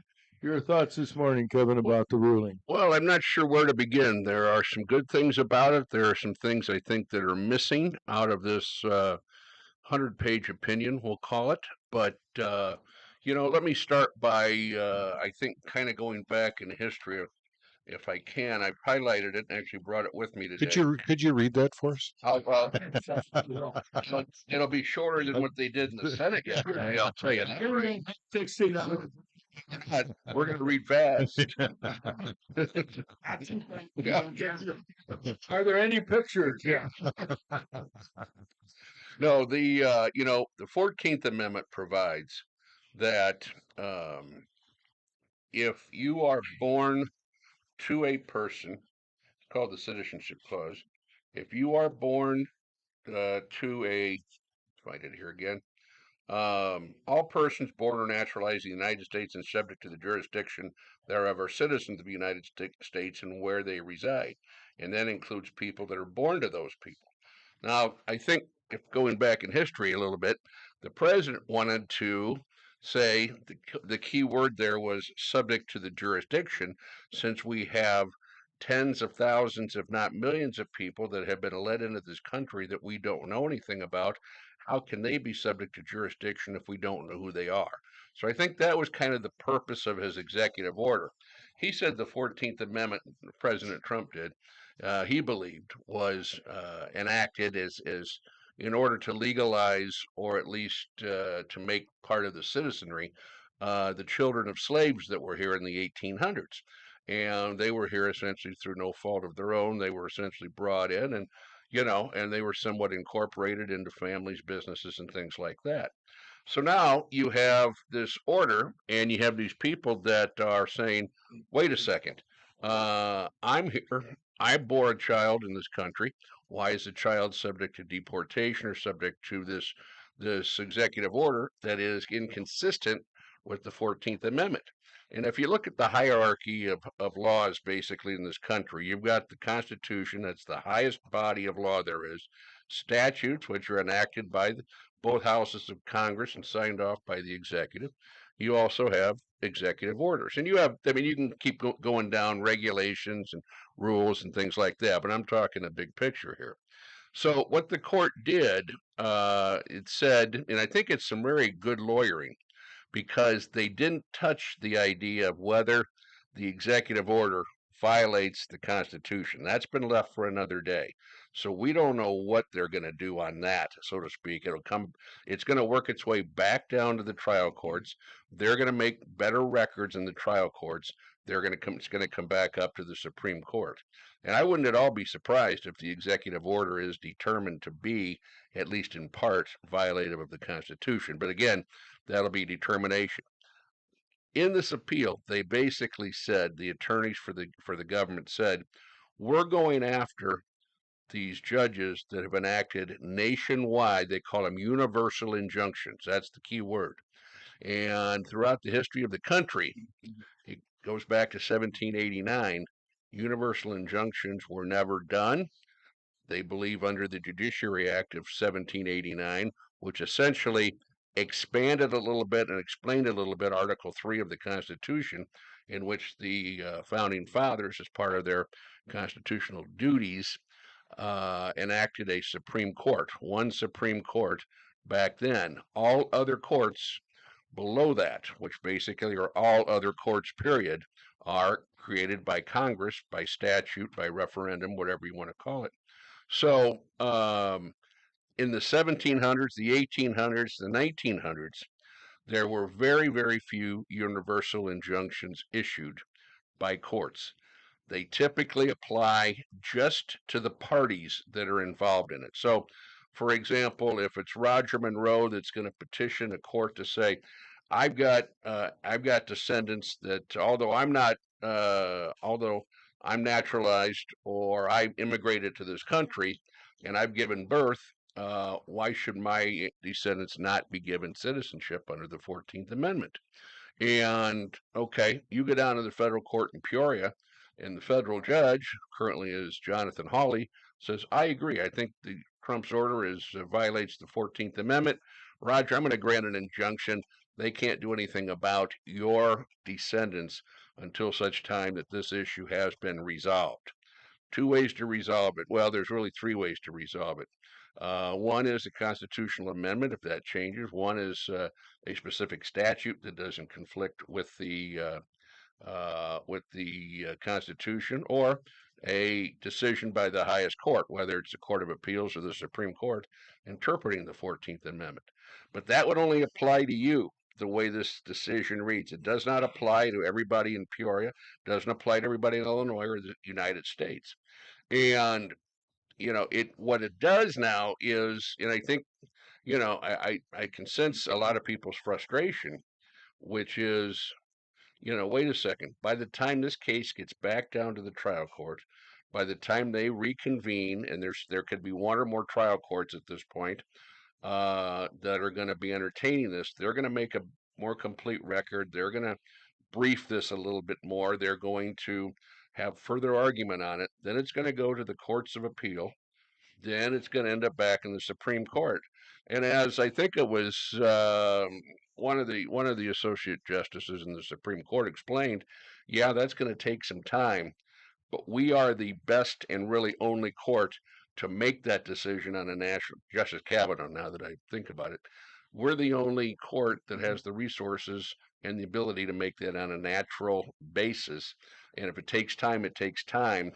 And my own opinion is, if you've got something that is perhaps this crucial, let's say this issue of birthright citizenship, and I think it does, one of two things is going to happen. There's going to be a lot of people, I think, now that are going to individually petition the courts to try to get their name into that protective status during the interim, for one thing, or what's going to happen is, how do you go about cherry picking people, if you're the government, to have them essentially removed from the country? And I think it leaves a lot of gray area in that regard. I wish they would have touched upon the actual substantive law, which was a citizen clause, but they left that for another day. So, it says at this point, they can't say that there's never a situation in our future where there won't be a universal injunction, but 99% of them are going to be local and only deal with the parties that came to the courtroom, so to speak. They were invited to the party.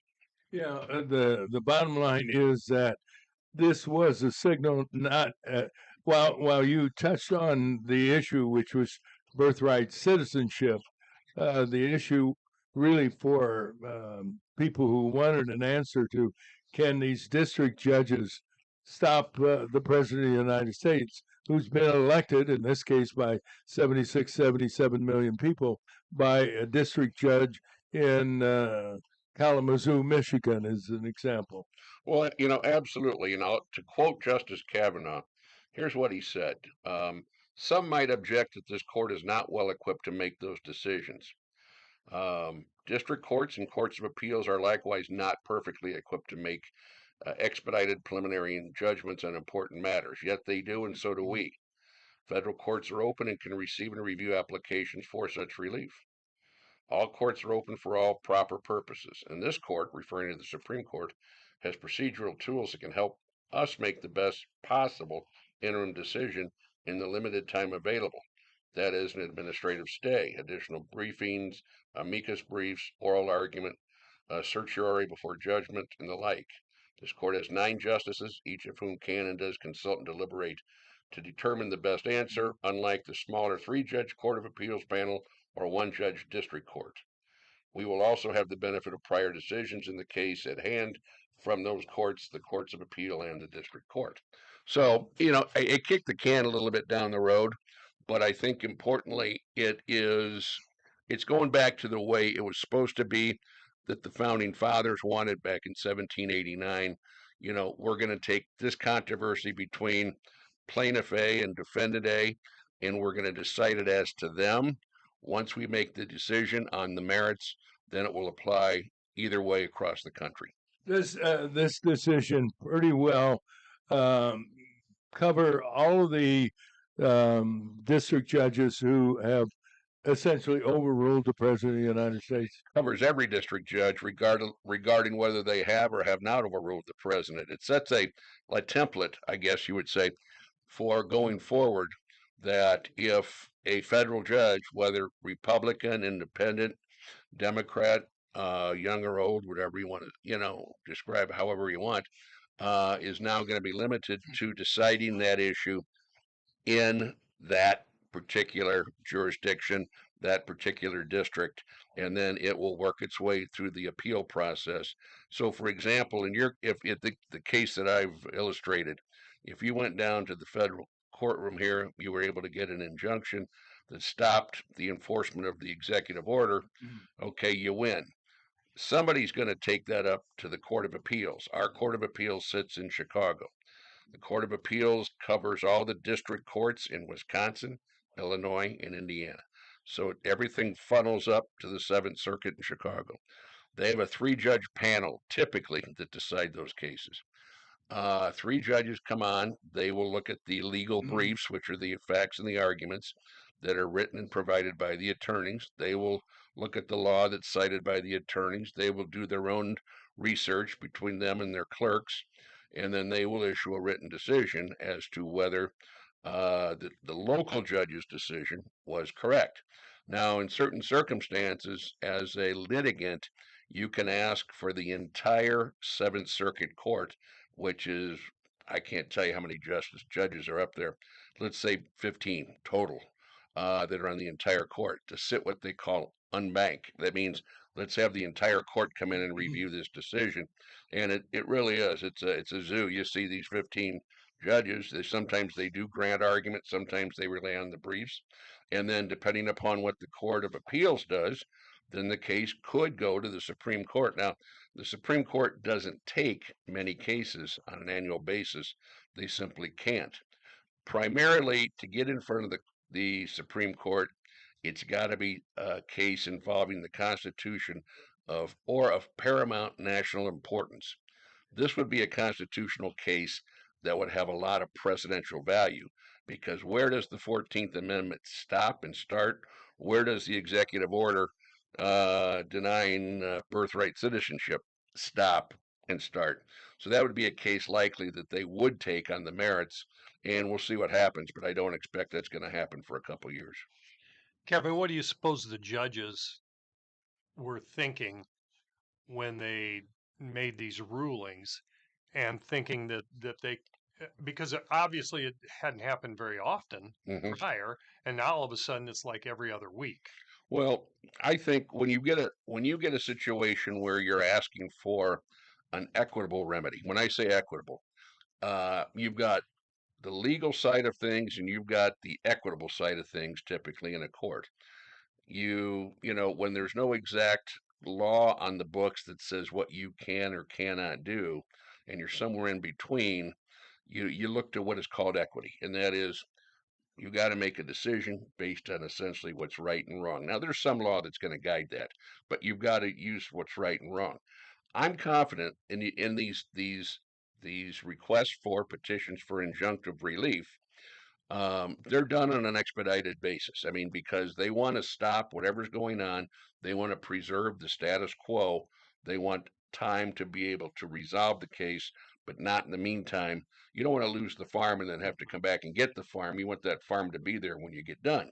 So, so at this point, I think those judges thought, and I'm not, everybody's railing on the fact that these are Democratic judges, they're anti-Trump, they're trying to make a name for themselves. I'm not going to say that they were not acting in good faith, thinking, wait a second, if this executive order applies to this person that's in my court, or could apply to the person in my court, how many million other people are there? And is it fair to make this a blanket decision? So I'm not going to say it was laced with bad faith. Maybe it was. I didn't hear the transcripts. I don't know the history or the pedigree on these judges. Is it okay if I say it was okay? Yeah. Yes. So, yeah, absolutely. So, Thank you. So I can see how it happens. And again, I think this decision really, we're looking here at, a 100-page decision. The actual majority opinion in this case is Was it Amy? Coney Barrett. Yeah. It's not very long, but this is a good decision for all 700 federal judges around the country to really tell them what their authority is and what their limits are. And so, occasionally you get these cases that really are teaching cases. And I think this goes through a history of the Judiciary Act. It goes through, the various arguments when they can and cannot do certain things when it comes to injunctions. So, I think it could be a win-win. I just wanted to see a little bit more clarity because who knows what's going to happen going forward. I think it also illustrates, if we look at it very closely, the wisdom of the founding fathers. I mean, the people who founded this country were brilliant people. Well, if you go back and you read like Madison's notes, the Federalist Papers, you look at some of the excerpts from the Constitutional Convention. I mean, they debated everything, but they still have a working formula that was put in place in the 1780s that still is in place today and works. And I think we are maybe the only country in this world that has a constitution that has lasted that long. Yeah. You mentioned Madison. My favorite is Uncle James Monroe. I think my uncle was very brilliant, and I didn't want you to. By the way, I read that the ACLU is filing some kind of a appeal, or they're attempting an end around. I think they call it in football. Well, what the ACLU will probably do is I don't know if they can probably cherry pick somebody to bring into court who is affected by this executive order, so they can then get involved in the case, and whether they're going to do it in their name or in the name of, probably they're going to have to do it in the name of an individual. But sometimes you heard me quoting what Justice Kavanaugh said about the resources and tools that the Supreme Court has available, and there's a thing called amicus briefs, and interested parties organizations, especially at the Supreme Court level, can write in briefs. There's a format, there's requirements as to their position on certain issues. And oftentimes the ACLU might do it, Planned Parenthood may have attorneys do it. There's also an organization, really a good organization I belong to, called it's NACDL, National Association of Criminal Defense Lawyers. And they oftentimes get in and they'll write an amicus brief. And that basically says, here's what we think the court should consider in making this decision. The parties are primary, but the amicus briefs sometimes are very good and gives the court additional guidance and are very practical. So it's, they do consider and have an opportunity to digest a lot of this, and the number of opinions that came out last Friday, hundreds and hundreds of pages. They've been people behind the scenes working.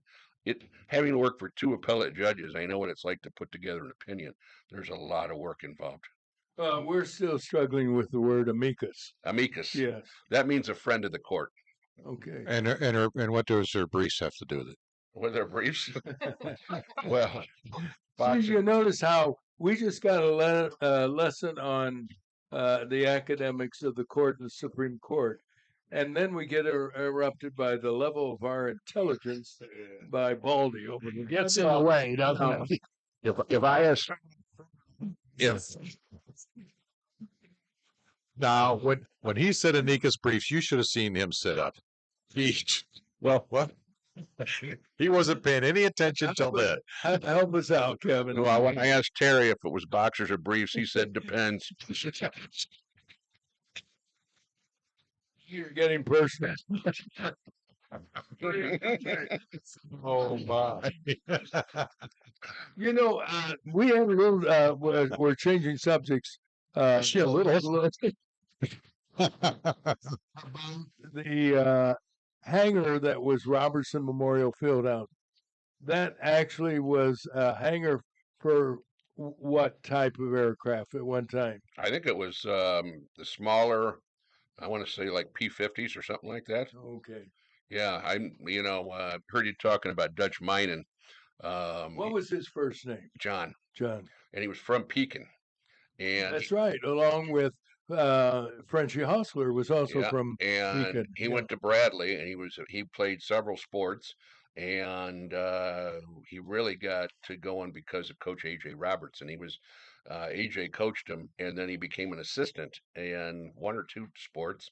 After his retirement, he became the athletic director, and ultimately retired as professor emeritus of physical education. And that's why they named the field Hmm. after him on that later became Bannocken Field. As I recall, there was a little disagreement internally about the Minot Field, the loss of Minot Field in favor of Bannocken Field or Bannocken Park. I think they settled it as Bannocken Park At and Minot Field, at or Minot Minot Field Field. at Bannocken Yeah, Field. I Or think was that's it? how they. I thought it was Shea Stadium at Minot Field. Now it is. Now it is. Okay. After Tim Shea, I mean, he gave Yeah. them a big bundle of cash Hmm. for their soccer program, Mm. for that matter. The Minot was there in the 50s when Bradley, I think, won 3 NITs. He was the athletic director, and I think he succeeded Forty Anderson as the athletic director. Oh, really? Hmm. Yeah, I know. And Forty Anderson went to Michigan State from Well, Bradley yeah, and he University. was there when they had the scandal at Bradley too. It was Forty Anderson. Yes, who it the was. coach? Tell you a quick story about Don Matthews, a well-known local Spalding athlete and so forth.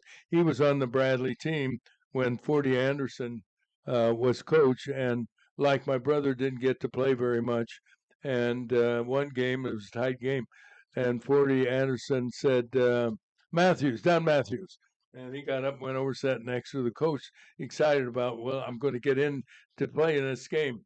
He said John Kent has ripped his pants and he needs another pair of shorts. Go into the dressing room and give him your shorts. He told that Till the game's over. Yeah. He told that story laughing about it, but he wasn't laughing about it No. when Forty Anderson did that to him, You know, unfortunately. and I think at the time of that scandal, the president was David Owens. David Owens. Yeah, Okay. who met his demise, I think, in Yeah, Bradley Park. Washington, was it Bradley? I thought he had an incident. Ray LaHood is a trustee in the other room. We sent him to the green room. You can't hear what we're talking about right now. Ray, come on in and Hi, see if you can add a little clarity, if you don't It's too mind. bad Dr. Gene's not here. Dr. Gene Sidler, Dr. Gene Sidler, yeah. BradleyFans.com. Yeah. Do you remember when David Owens was president?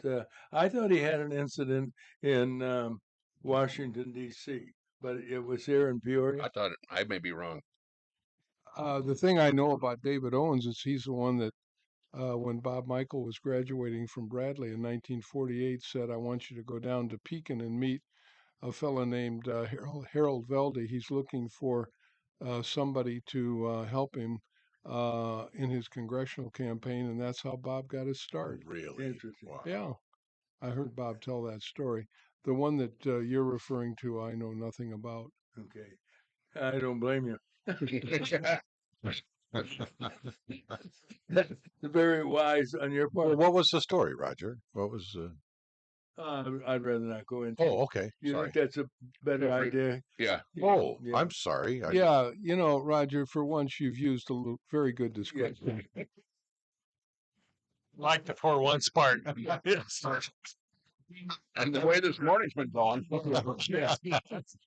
Okay. Well, I didn't come here this morning to be insulted. usually goes. I can't tell you. The psychiatrist told me not to use his name on this show. Now, you went to Bradley, Kevin? I did not. Okay. Well, that ended that thought. Yeah. Well, my parents did. Kevin was talking about Dutch Minot and obviously had the complete history, but the point about people like Dutch Minot, that really, whether it's A.J. Robertson, whether it's Dutch Minot, Joe Stoll, Ozzy Osbourne, all of these people are the legends that really made Bradley University the great tradition that it has and has endured for a long, long time. And I think having that kind of background will enable people like Jim Shadid, our new president, to really carry on those traditions and take Bradley to a new level and get our enrollment up and really get us back to where we need to be. You know, that's one of the reasons I think there's a new energy about Bradley University in the community because of the appointment of Jim Shadid, homegrown and Absolutely.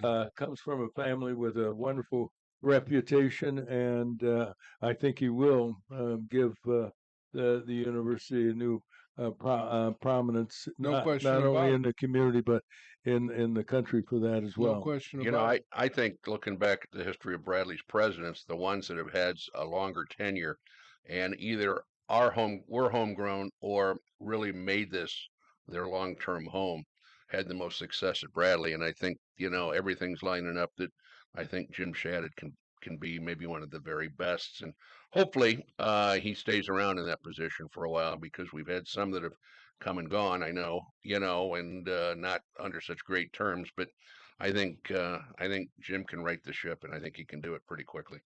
Well said. Well, we're going to talk to Ray LaHood following the news, weather, and sports coming up. And Kevin, thanks so much for not reading the 100-page document from the Supreme Court. Now, a personal, you don't have to answer this if you don't want to because you're not under oath, but did you read all 100 pages? I did. Well, That's why Jeez. Kevin's That's a good why. lawyer. yeah, exactly right. You don't get Uh, much, huh? Now the No. other, I hate to ask, but I will. How long did it take you? Better part of about an hour and a half because I went through and highlighted it, reread stuff, and checked a couple things, Oh. and went back and reread it because the Supreme Court kind of talks in circles from time to You time. need a hobby. Uh-huh. You're looking at it. Yeah, I read court opinions all the time. That's my library. Wow, Mr. Excitement. We take a break for dinner. Kevin, thank you for coming in. I hope to see you Wednesday, but we may not. After that. Well, I think if we could reconvene this group for Wednesday, that would be perfect. Okay, thanks. Well, read up on some stuff and come on back. I'll do that. We'll be back with more. Don't go away. Take care, Kevin.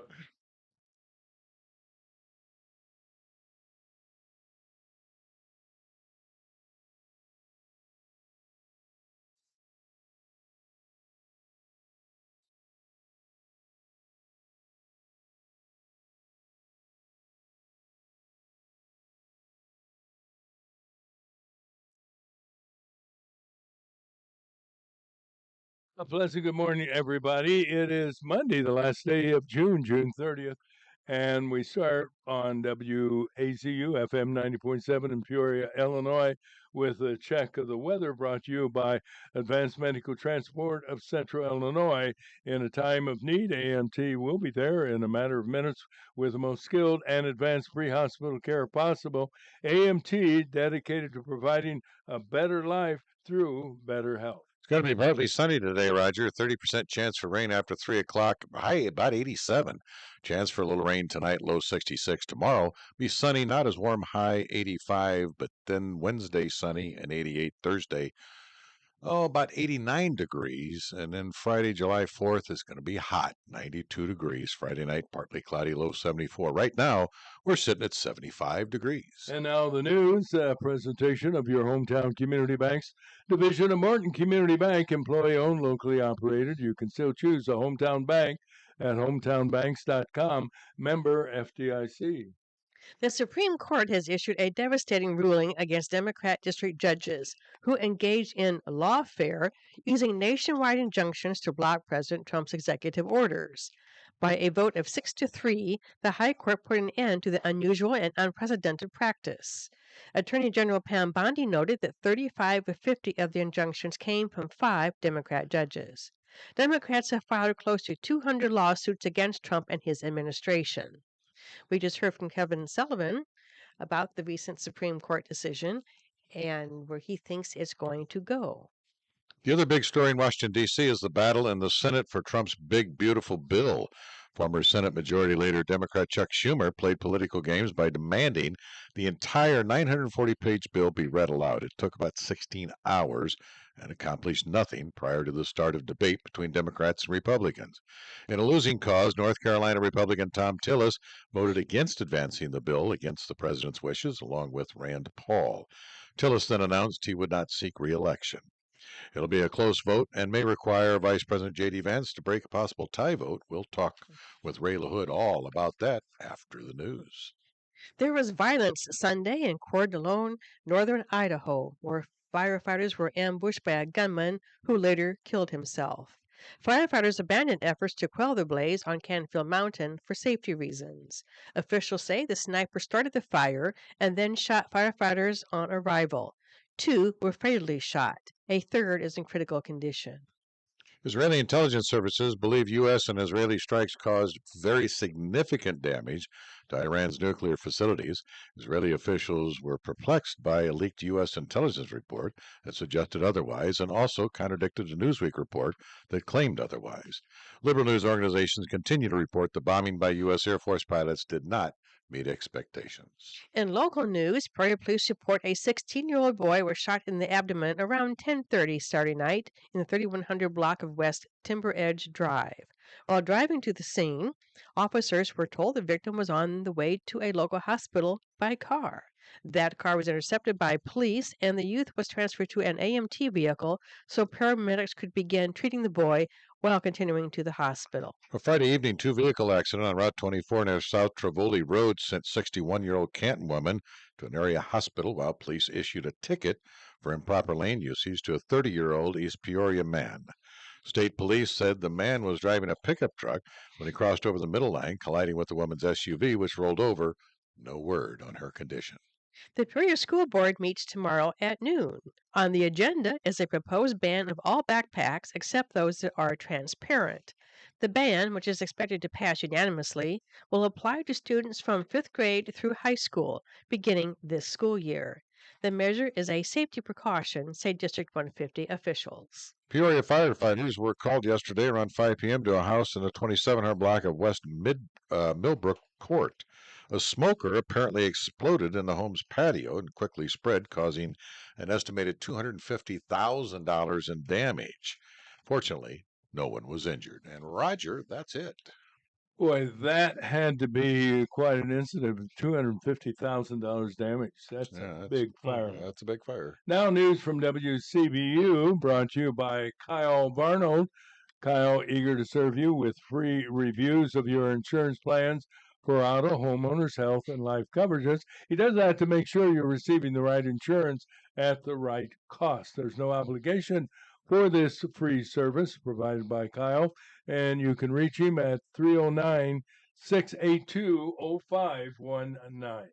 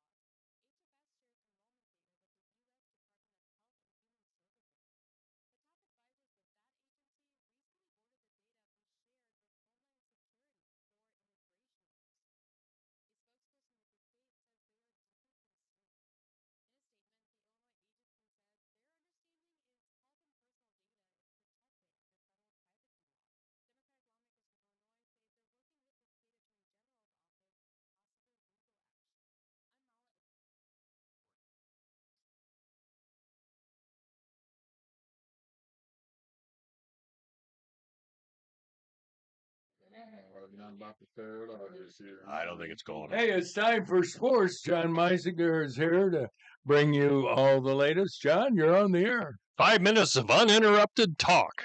Oh, we hope. You hope. Here we I'll go. buy 3 minutes. Yeah, too late. Already ruined. Here we go. Anyway, yesterday in Major League Baseball, Chicago White Sox beat the San Francisco Giants 5-2 to help Justin, or actually to keep Justin Verlander winless in 13 starts. He's having a tough year this year. St. Louis Cardinals rolled to a 7-0 win over the Cleveland Guardians, and the Houston Astros beat the Central leading Chicago Cubs 2-0 yesterday. In other games, the Pirates over the Mets 12-1, the Yankees over the A's 12-5. Phillies beat the Braves 2-1. The Reds over the Padres 3-2. The Rockies beat the Brewers 4-3. And last night, the Tigers over the Twins 3-0. After shutting out the Beloit Sky Carp on Saturday night at home, the Chiefs played the final game of a 6-game stand against Beloit. But the Sky Carp had answers for the Chiefs in the second game.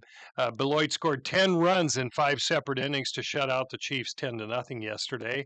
The Chiefs begin to play tomorrow against the South Bend Cubbies for Taco Tuesday. That starts at 6:35 p.m.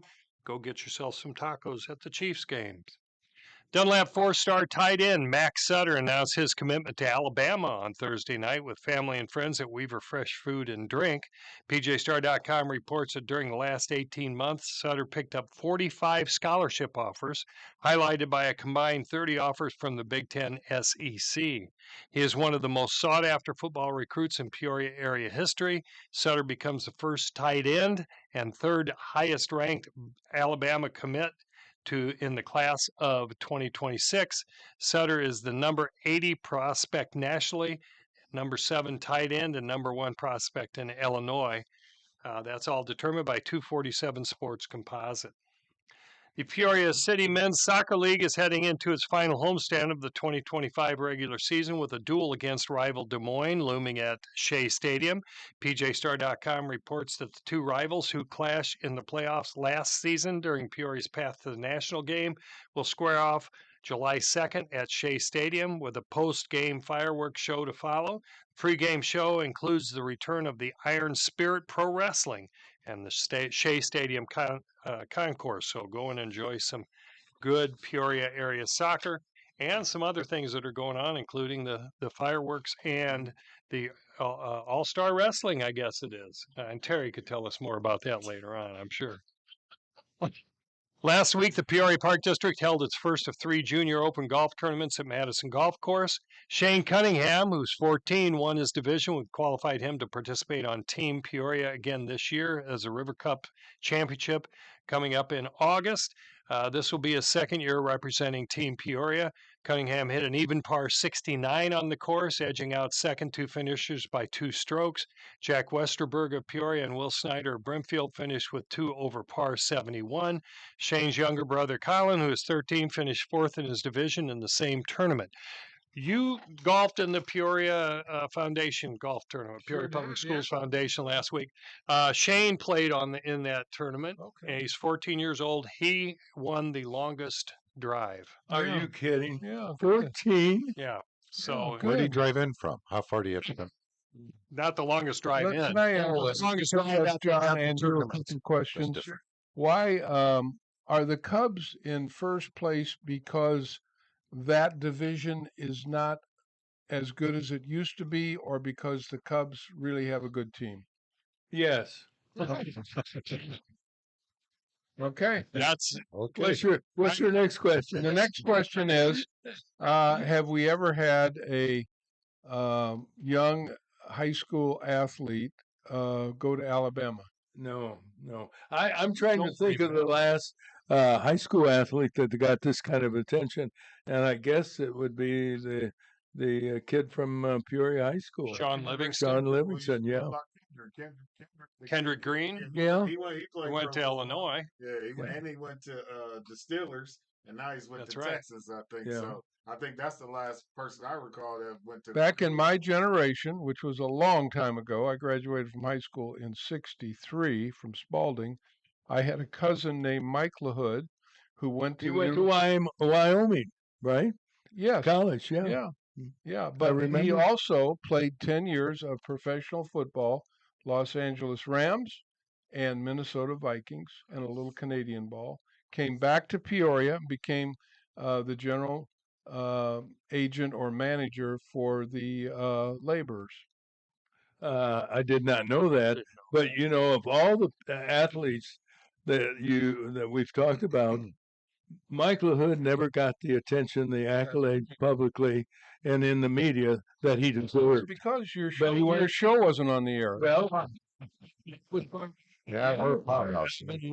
he went to Wyoming. That's and correct. Wyoming is not particularly in the same class, when no disrespect intended, like Alabama or even Illinois for that, or Northwestern. Back in those days, most people had never even known that the University of Wyoming had a good football team. Right. And we follow Illinois, and of course Alabama has such a tremendous legacy now.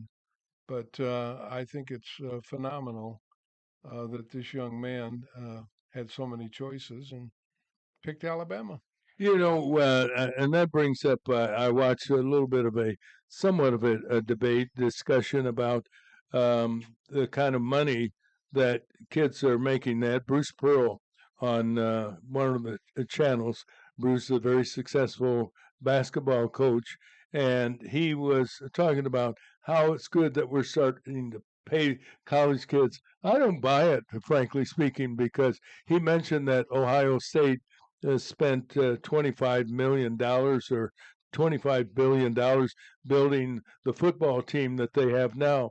What's that do to schools that aren't Division One or are Division One, like an Illinois or Drake University, etc.? They're out of the running. The big will continue to get big, and the Very small. few coaches or athletic directors that you talk to think any of this is a good idea. Yeah. Very few. And if you watch the National Football Championship last year that Ohio State won, continuously the announcers talked about this is the most expensive. The team that was on the field that won the national championship, Ohio State, $20 million team. Yeah. That means that they were The paying. best team money can buy. Yeah. They used to say that about the Yankees too, when they had their dynasty. That and now They it's say it now now it's about the Dodgers. now I'm just going to say now it's the Dodgers, and Well, look who's sponsoring all the big sports these days. It's your gambling places, right? It's at Kings or Betting King, or I don't know their names. I don't. But FanDuel. and FanDuel. yes. That's who they're spending billions of dollars in advertising. Yeah. So that's what A to Z pawn shop in it's a money Peoria. deal.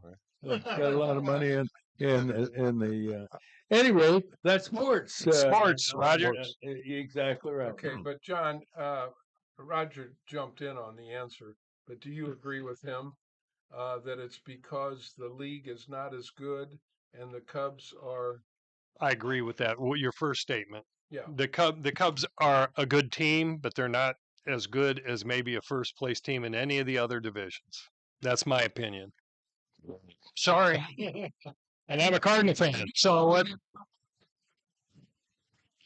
The Cardinals, they said, "Oh, there's nothing happened to that division. There's nothing wrong with it." Right. If you're going to have John come in here and volunteer, There you go. give him a chance to get his You opinion. know what, John? You're right. I totally agree with you that Not so sure that's the truth, Roger. that's all I've got to offer. That's okay. We'll take it. Well, let's talk about something very serious, Go ahead. and that's a big, beautiful bill that's lounging around. I think at 8:00 The Senate was They were going gonna back vote? in. they were going to go back in. Start their what they call votorama, which allows any senator to offer any amendments they want to the bill. It'll probably take 24, 48 hours until they finally decide that they've gotten their messaging out through these amendments. But it's clear this bill will pass the Senate. You think it will? Yes, I do. What, 51-49? Probably. Yeah, it'll Okay. be very close. There's already two senators, Rand Paul and Tom Tillis from North Carolina, that are not going to vote for it, and there may be others. It depends on if any of these amendments get adopted. Probably they won't, because the deal has been cut for what the original bill is going to be. So I think maybe Tuesday night there'll be a vote on the big beautiful bill, and then it will go over to the House, and then we'll have the same kind of news, news and activity, only with a lot more members than the Senate, because there are more members in the House, and there's already a lot of disgruntled members on both sides of the aisle, really. So Speaker Johnson and President Trump will have their work cut out for them. They'll be on the phone 24/7. I don't know if the bill will pass exactly on July 4th, but I think the House will stay in through the weekend. The thing that's important here is that when it goes back to the House, the expectation is that they will accept the Senate bill, which is going to be a very hard pill for some Republicans to swallow. And if they make any changes, then it has to come back to the Senate. So the president and Speaker Johnson, their focus will be on finding 218 votes, which is what it takes to pass a bill in the House if there's 435 members, which I'm not certain if they're missing a member or two. But the point is, it's going to take 216, 217, 218 votes, and they have to pass the bill that the Senate, that will be their focus, the Senate passes. Otherwise, the bill is up for grabs again. Ray, we've talked about this before. The Democrat Party is really widely split between some very far left-wing radicals to some that I like to refer to, I believe, Harold Ford, who is not in office anymore. Right. But boy, he's a wonderful Democrat back in the days of John Kennedy and maybe even Harry Truman. But yet, when it comes to a vote, they all come together. The Republicans, like Rand Paul, it's their way or the highway, and it's historically Republicans have a history of eating each other. Well, this has been a difficult bill because there's a lot of difficult issues, and they're trying to put a lot of different things into the bill. But bottom line is, this is what President Trump ran on. This is his idea of a big, beautiful bill, because many of the things that are in it he talked about during the campaign. Yeah, during the campaign, more money for doing something with the immigrants that are still here in the country, money for tax cuts, and money to really deal with some of the reforms that need to be made in Medicaid and other programs, and more money for defense. These are all things that President Trump talked about. So this is it's all on the line right now for President Trump. I got a question, and you may not even have an answer, but you said that they'll be on the phone. Speaker Johnson and President Trump will be on the phone 24/7 trying to get things. What can they offer? What can President Trump offer a Rand Paul to get his vote changed? What does he say? I mean, you've been probably on the focus won't be on Rand Paul because He's there. the bill will be in the House. Okay, all right. But it'll be on Tom Massey, who's from Kentucky, who's a libertarian, who has voted no on everything. So there are some people that the president can offer nothing to because they are entrenched in the idea that they are not going to vote for the bill. Okay. Now, there are some in the Freedom Caucus, that's the very, very conservative wing of the Republican Party, that the president can talk to, the way that he talked to Tillis and said to Tillis, if you don't vote for this, I'm coming after you in your reelection. And we know that President Trump has influence in some of these districts where people have not been for him. And so the bottom line is, he will use some of that political cachet. There's just certain legislative things that are baked in and can't change. Yeah, Tillis, by the way, has announced he's not now. That's not Well, gonna that's run not going to work for him. yeah, that's not going to work. And he will vote against the bill in all likelihood in the Senate. But then when it goes to the House, the focus of President Trump's attention and Speaker Johnson will be the Freedom Caucus. It won't be Massey, because Massey will not vote for this bill. He comes from the same state that Rand Paul comes from, Kentucky. And he's a true libertarian. He basically does not believe in government. I And wonder why he ran for office. well, there's a certain segment, Roger, in Oh, his yeah. district Yeah, in Kentucky that believe like he does, and he got the majority of the vote in his district. I'd like to pick up where John left off with this question. When he gets on the phone, what can he offer? Do you really want an answer to that? You know, like, hey, when's the last time you flew on Air Force One to Arabia or Qatar, Senator or Congressman? Yeah, would you like to be spend a weekend in Mar-a-Lago? I guess he has some things to Yeah, offer that we I don't. think he does. You know, Yes. Ivanka would like to meet you, and you know, Wow. he knows how to negotiate, doesn't he, Ray? Yes, he does. Yeah, he does. He's very effective. The at art it. of the deal, for that Yeah. matter. Yeah, yeah. And the other thing he can offer, which some members of the House will accept, is I'll be willing to come to your district and do Sure, a right. fundraiser or campaign For for your you. campaign. Yeah, bring in some money. Yeah, that's right. What's your next question, John? I didn't have a question before that. But that you answered my question very well. Thank you. And when do I get to meet her? Yeah. You know, that does raise a question, by the way. Of all the first ladies, this is one of the most attractive, most best educated. I think the only other one that comes close to her, it was Jackie Kennedy.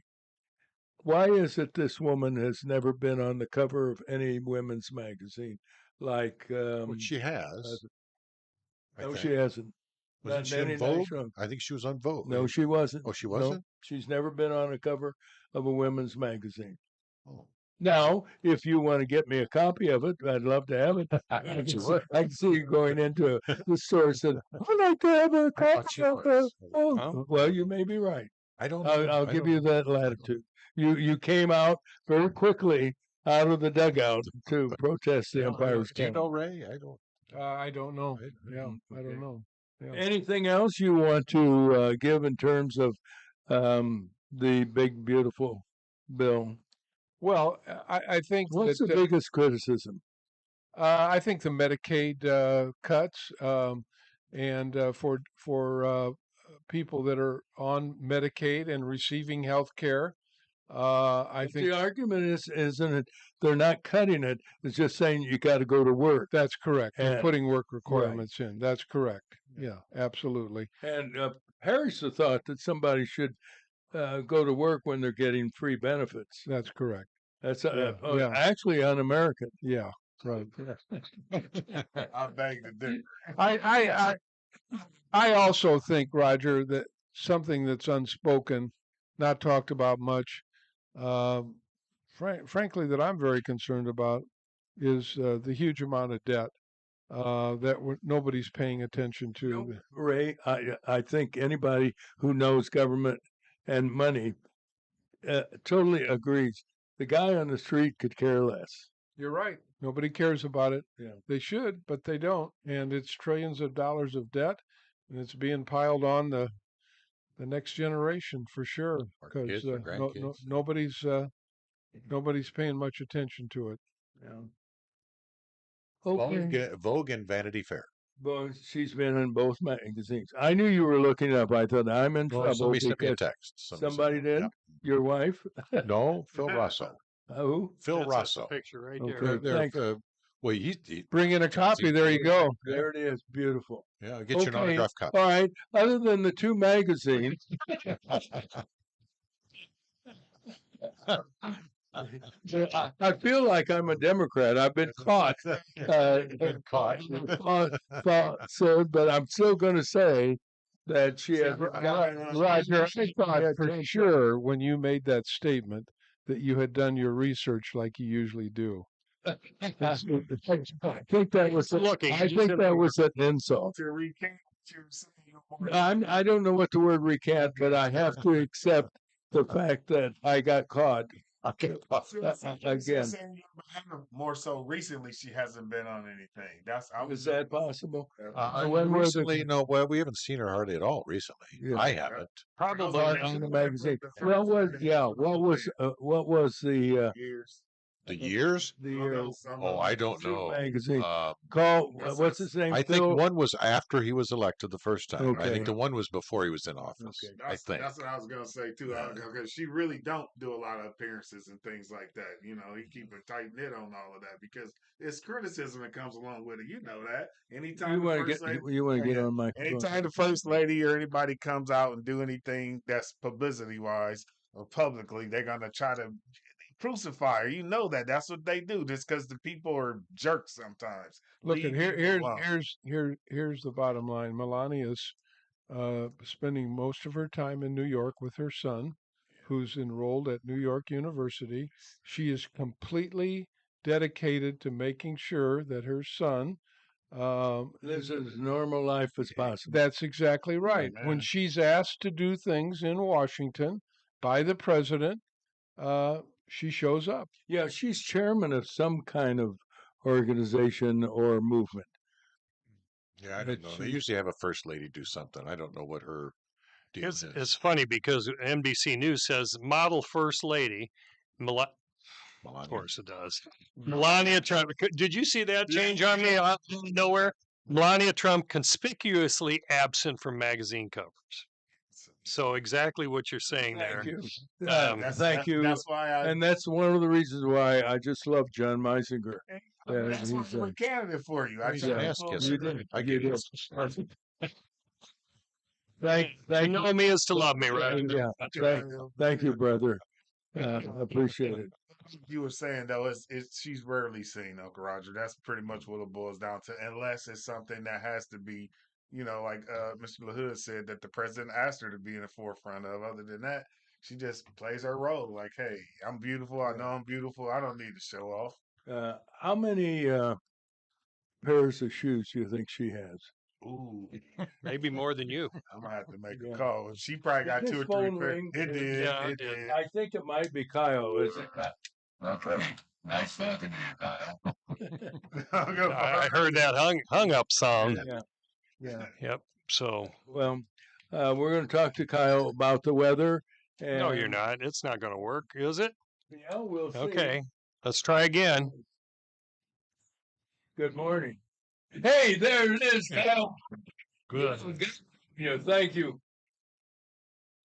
Oh, yeah, not about that. Respect to that, man. I'm just gonna on his time, but I do have something. So, Jesus, I'm gonna call it 8:30 hour, and we're gonna post the news. Out of respect to my Lord and Savior. Yes. Well, Whatever. Flip note version of that. Can you hear me? yeah, we can hear you. You're on a roll. Yeah. So here we go. I don't want to say it, but I'm going to say it. I'm calling for a drought. We're going into a drought. There's no question about it anymore. No rain in the forecast. Rain's been taken out of the forecast. The cold front is ahead of schedule, which means all the instability will take place to the east of us. We'll see clouds, but we won't see any rainfall from it. And if we do, it'll be a light sprinkle. So our only chance is with the front boundary coming in Saturday afternoon, Saturday evening. And then after that, we are screwed. It is going to continue to warm. It is going to continue to, and our precipitation deficits are going to continue to climb. And as we go into late in July, where it's a drier time of year, we are literally screwed for precipitation. Is that a meteorological term? I guess so. Yeah. Yeah. Since his Lord and Savior. But yeah, that's right. I mean, I'm not a doom and gloomer, but looking at the long range models, it is depressing what circumstances are. And I truly believe we're in big trouble, guys. Well, sorry to hear that. You know, yesterday, Kyle, something very unique, and it's really interesting how you educated us, including yours truly, about weather. I left the studio where we were doing some work to live stream today, which we're currently doing, and I got to the sun was shining brightly. I got to just by the Knoxville exit going eastbound on I-74, and I drove into, I guess, one of your popcorn downpours. I would tell you, I could not believe it. It was so heavy, and even some tinge of hail, and visibility was almost next to nothing. And I drove out as soon as I got near the I-74 exchange. Before I got there, it was as dry as a bone. Yeah, it's just It a few was just blocks. unbelievable. Yeah, it was weird. Yeah. Yeah. No, it was widely scattered. I saw that thunderstorm develop right before we went into the movies yesterday afternoon, and it was really interesting. So the airport got 0.48, so just under a half inch of rain. Then just 3 miles away at an AWOS site, it got 0.15 inches of rain. And then in Washington, we were dry as a bone because we came across the McCluggage Bridge after the movie. We could see there was a storm had occurred because the bridge was very wet and almost shiny. So no, it was one of those diurnal heat-driven thunderstorms, those popcorn thunderstorms. And that's the thing. Those are our only chances, actual ample precipitation, but it's so widely scattered. I'm very, very, very concerned about. Not good for our farmers. Yeah. It is not. Absolutely, Mr. Secretary. It is not good. And I thought we had some really good opportunities last Friday. Well, the frontal boundary was delayed, so we missed out on that chance. And now today, the frontal boundary is ahead of schedule. So now all the storms are going to take place to the east of us, so we won't get any precipitation whatsoever. And now it's like, okay, well, unless we get a popcorn thunderstorm later this week, as we are going to start to warm up, so it'll be noticeably cooler the next couple of days. But then the heat and humidity, so we'll see the winds start to come back out of the southwest Wednesday afternoon, and then Thursday, Friday, Saturday, we'll be back on the warm side of things. Not as humid. Dew points won't be as oppressive as they were last week, but we'll still be on the warm side, probably with heat indexes in the mid-90s for July, which, it's going to stink for the parade, but, cookouts, swim parties, all that stuff. Fireworks, it'll be pretty hot down there on the riverfront, but no mayflies this year. So thank God for that. But then when we look at the next 10 days, next 14 days, we're continuing to stay high and dry. And it's really, really unfortunate because it's just, we are entering that drier time of the year, climatologically speaking. So, moderate drought is the expectation. Severe drought could be a possibility. And you were worried about the beans even before these conditions. So. Oh, the beans are terrible. And the corn right now, the corn has reached. It can only go so deep, quick, and the corn's looking great. Oh, as far as the water tables, the water tables are very concerning, and the corn's going to run out of moisture here pretty soon if we don't get them filled. We got to turn the Lord can be wise. If you talk to us, and you're going into your prayer group, rain dance, and you're meeting at the 50s Diner. Yeah, that's where we go now. Now that we did Perkins, then I got so expensive, so the guys wanted to go to 50s Diner, and then occasionally 50s Diner's closed, so we go to Gabby's, but. Is there a chance people don't like you guys? Or... Oh no, they love us. That's okay, all right. But everybody's closing. You guys need to focus more on prayer. The 50 Diners, the 50s Diner unfortunately is having staffing issues, like a lot of restaurants are. Yeah. And then, God love them, I worry about them not, potentially renewing their lease because the Metro Center is so expensive now under the new ownership. That I don't know if it's even profitable anymore for them. So did the Goodman sell it? Yeah. The Goodman sold it apparently. Yeah, a company out of Texas bought it. Yes, sir. Okay. Well, thanks for the encouraging news, we'll double down on our prayers because we want our farmers Yes, to no. have a good Pray, yield pray, this year. pray for Yeah, rain. you bet. No question about it. Yeah, again, you guys have a great day. Yeah, we will talk to you on Friday. I'll be ahead of schedule Friday because we have the West Peoria Parade. So if I could come in and talk from 8:10 to 8:30, I'd be very grateful. Okay, that's very good. We'll pencil you in. Pencil that in. Yeah. you Thanks, bet. Kyle. Thanks, Kyle. Yeah, we want to say farewell because he'll be leaving Yeah, we got back to Italy. All right. Yeah. Bring him in. All right, bring him in. And thanks, I appreciate it. You bet. Have a great day. Kyle Varnold, as always, on top of the weather. Let's get into the news.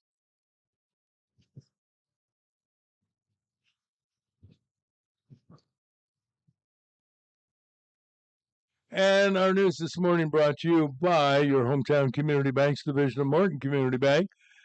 They have 46 convenient and friendly hometown locations throughout central Illinois, providing a variety of financial services. Look for the clock tower and you'll know they have time for you. Member FDIC. Terry, how about the news? The Supreme Court has ruled against Democrat district judges who engaged in lawfare using nationwide injunctions to block President Trump's executive orders. By a vote of 6-3, the High Court put an end to the unprecedented practice. Attorney General Pam Bondi noted that 35 of 50 of the injunctions were made by 5 Democrat judges. Democrats have filed close to 200 lawsuits against Trump and his administration. The other big story in Washington, D.C. is the battle in the Senate for Trump's big, beautiful bill. Former Senate Majority Leader Democrat Chuck Schumer demanded that the entire 940-page bill be read aloud. It took around 16 hours and accomplished nothing prior to the start of debate between Democrats and Republicans. It'll be a close vote and may require Vice President J.D. Vance to break a possible tie vote.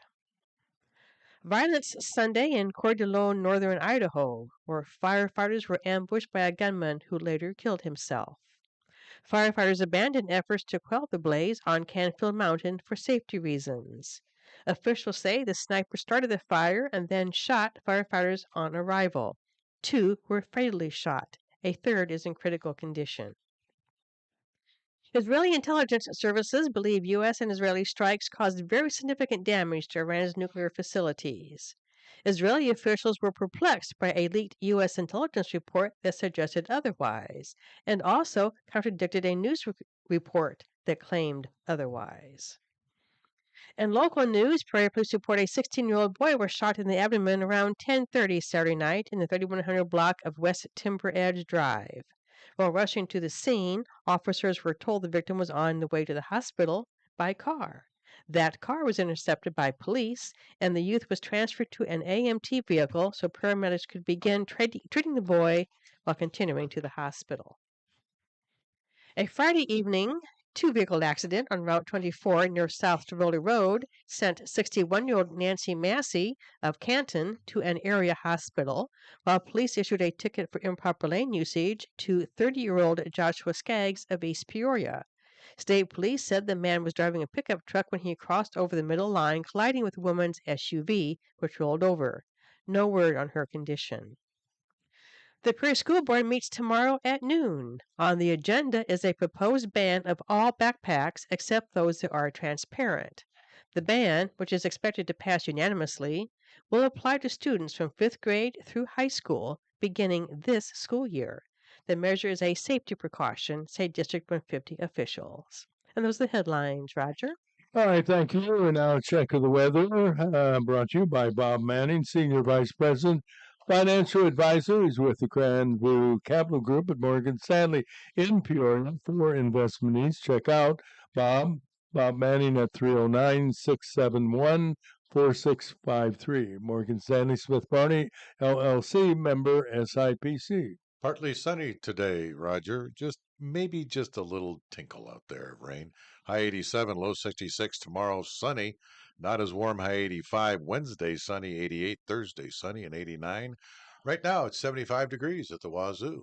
Wait a minute now. You just heard Kyle say What? we're not going to get any rain.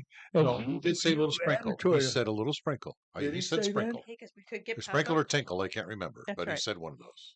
slight chance of popcorn showers. Well, Well, no, he said tinkle or sprinkle. I can't remember. see, you can't even agree with one another in the Well, studio. I just- So he did say, Um, but he said but you basically charge south. your weather. So nobody. charge you. Well, you- I will tell you though. well, the way you've sports been guy- talking this morning. the sports guy Yes. today, Taco Tuesday. Taco Tuesday it's tomorrow for the $2. Chiefs. It's $2 $2. for a ground beef taco. Not bad. Yeah, Is, no, I guess it, not. is it spicy? At the, Well, I don't know. I don't It's know. That's a ground good beef. question. Yeah, I would imagine they I use stay away taco from beef. tacos because I can't handle spicy You food. don't like the spicy Either, stuff? you know, interesting, and I've got reinforcements here. Dr. Siddler's the same way. He You can't don't like. handle it. I don't do well with spicy food either. Well, No, you're but right. You got an iron. My dad had an iron cast stomach. He could eat anything, spice, you name it. How's your tummy? I want to know is This is hot I information. leave here Yeah. every time, and there's these bags of donuts on. What happens to those? They go to my house. and Okay, They they feed your family. and the neighbors Donut and they People don't realize there's about 3 dozen donuts in this. Well, you notice here's some studio. baklava. here's some baklava. and This We've got is- some this is from the some itinerary. muffins back What, there. you feed the neighborhood over there in Morton? He Roger? sells them. He's got a little street corner. He's Oh, got a you little. brought He's got a these little in, table. Yes, out I there. did. I like these. He's got a little booth over Well, in Morton. He that's sells why I brought donuts. them. I knew you like them. Mm. Hey, he's not wasting any time digging in either, No. is he? Right. Well, Now that he knows it's there, no need to share. What happens? no, you can. No, that's okay. Roger, with this brain trust Apples. we have here today, are we going to do a trivia thing? As soon as he's done eating his donut hole, if you're gonna do that, you need to turn around, face the camera, so people can see what you're doing there.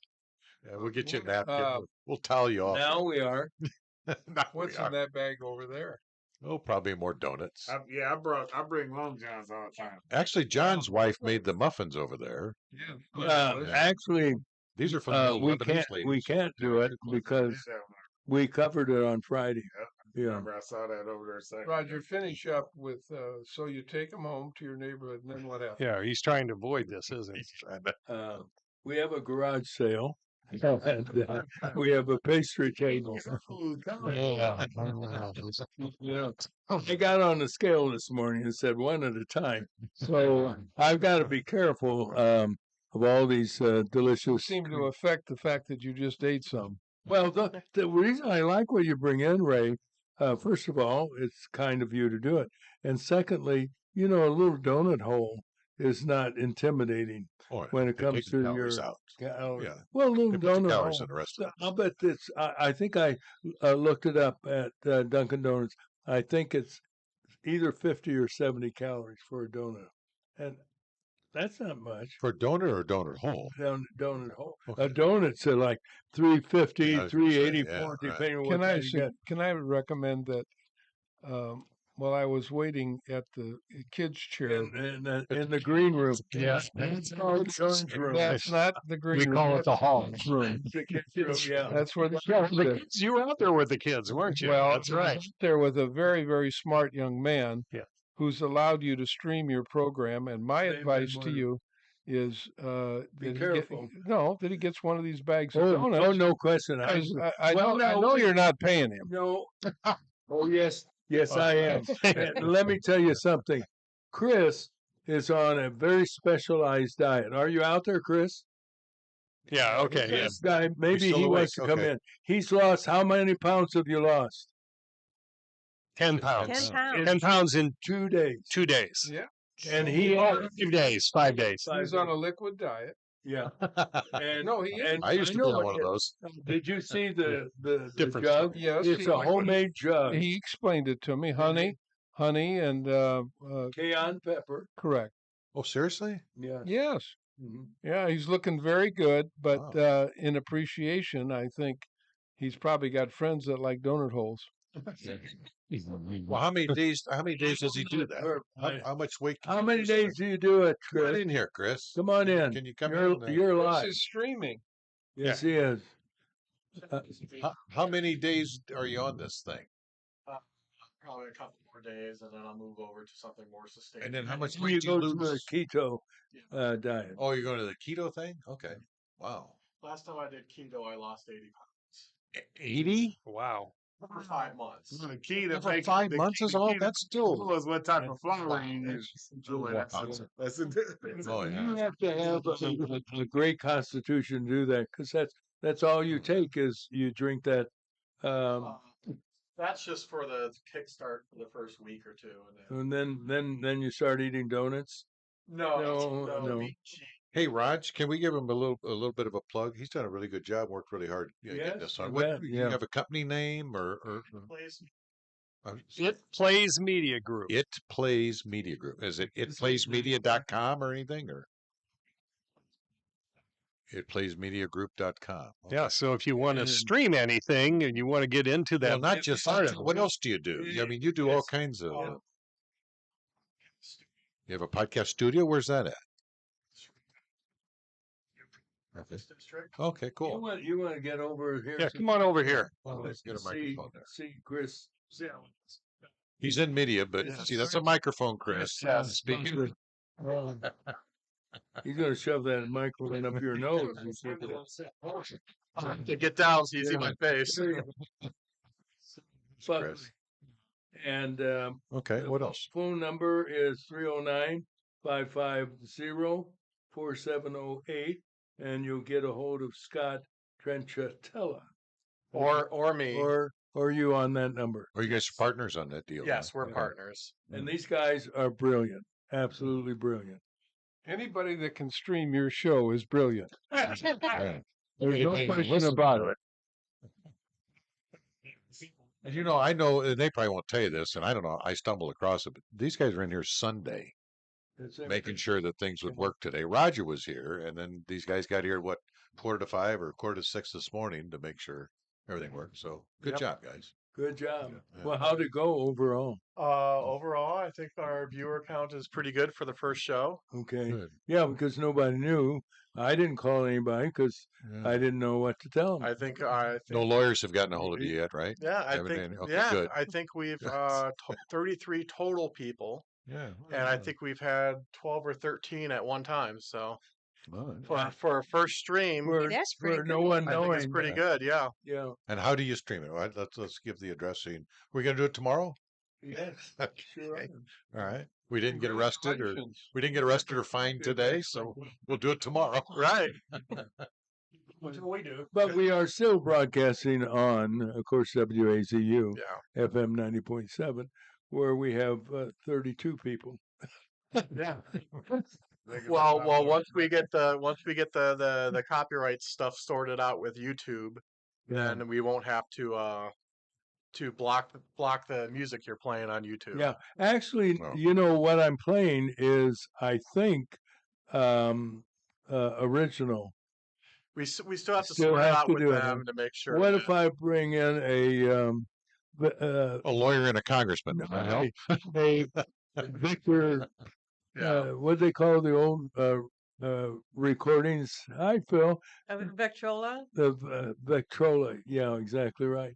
Hey, here's a guy. I don't know if you want to talk about Exposition Gardens. You don't want to. Okay. All right. Okay. But the fair is still going to be held, is it not? Is the fair still on, Phil? If you get on our website, they say they're postponing certain things. Yes, right. Yeah, we did that.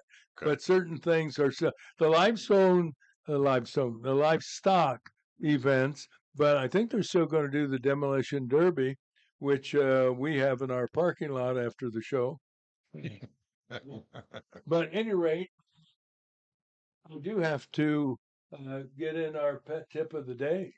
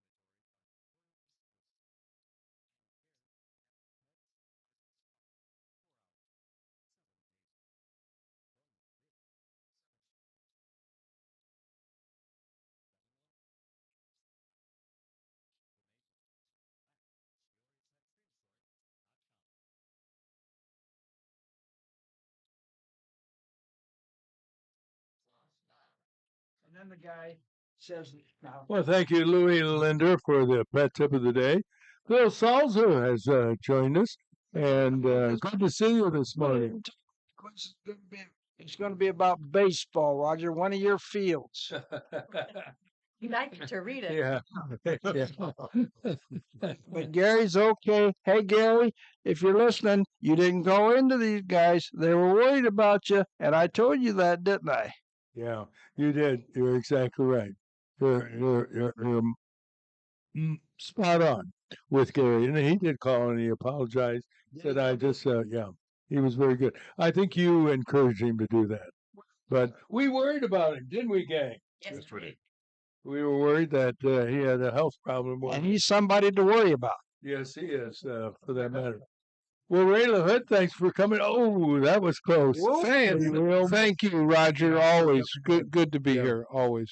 And you're playing son with your playing golf with your grandson. Not today, but we've been playing a lot of golf. How old is he? And is he a pretty good golfer? He's 18, and he'll be coming to Bradley University as a freshman to play golf. And very proud. Yes, he's a very good golfer. For 10 points, and Phil, don't you answer, because I know you know the answer. Who was the last and best known golfer at Bradley University? In my opinion. Okay. Lundstrom. Over Davy Lundstrom? Okay. Good point, because he went on to the PGA. As a matter of fact, went out to Ohio and watched him. First day he was a leader, and then he hit a hard time. I was thinking of Bob Tojikawa. No, was better than he was. Tojikawa was wound up, didn't he? As a pro at one of the golf courses here in Peoria. Yes, and Walt Dirtle and all. Walt Dirtle, another one. Japanese. Classmate of mine. Toji, who was about in your class or so, Mhm.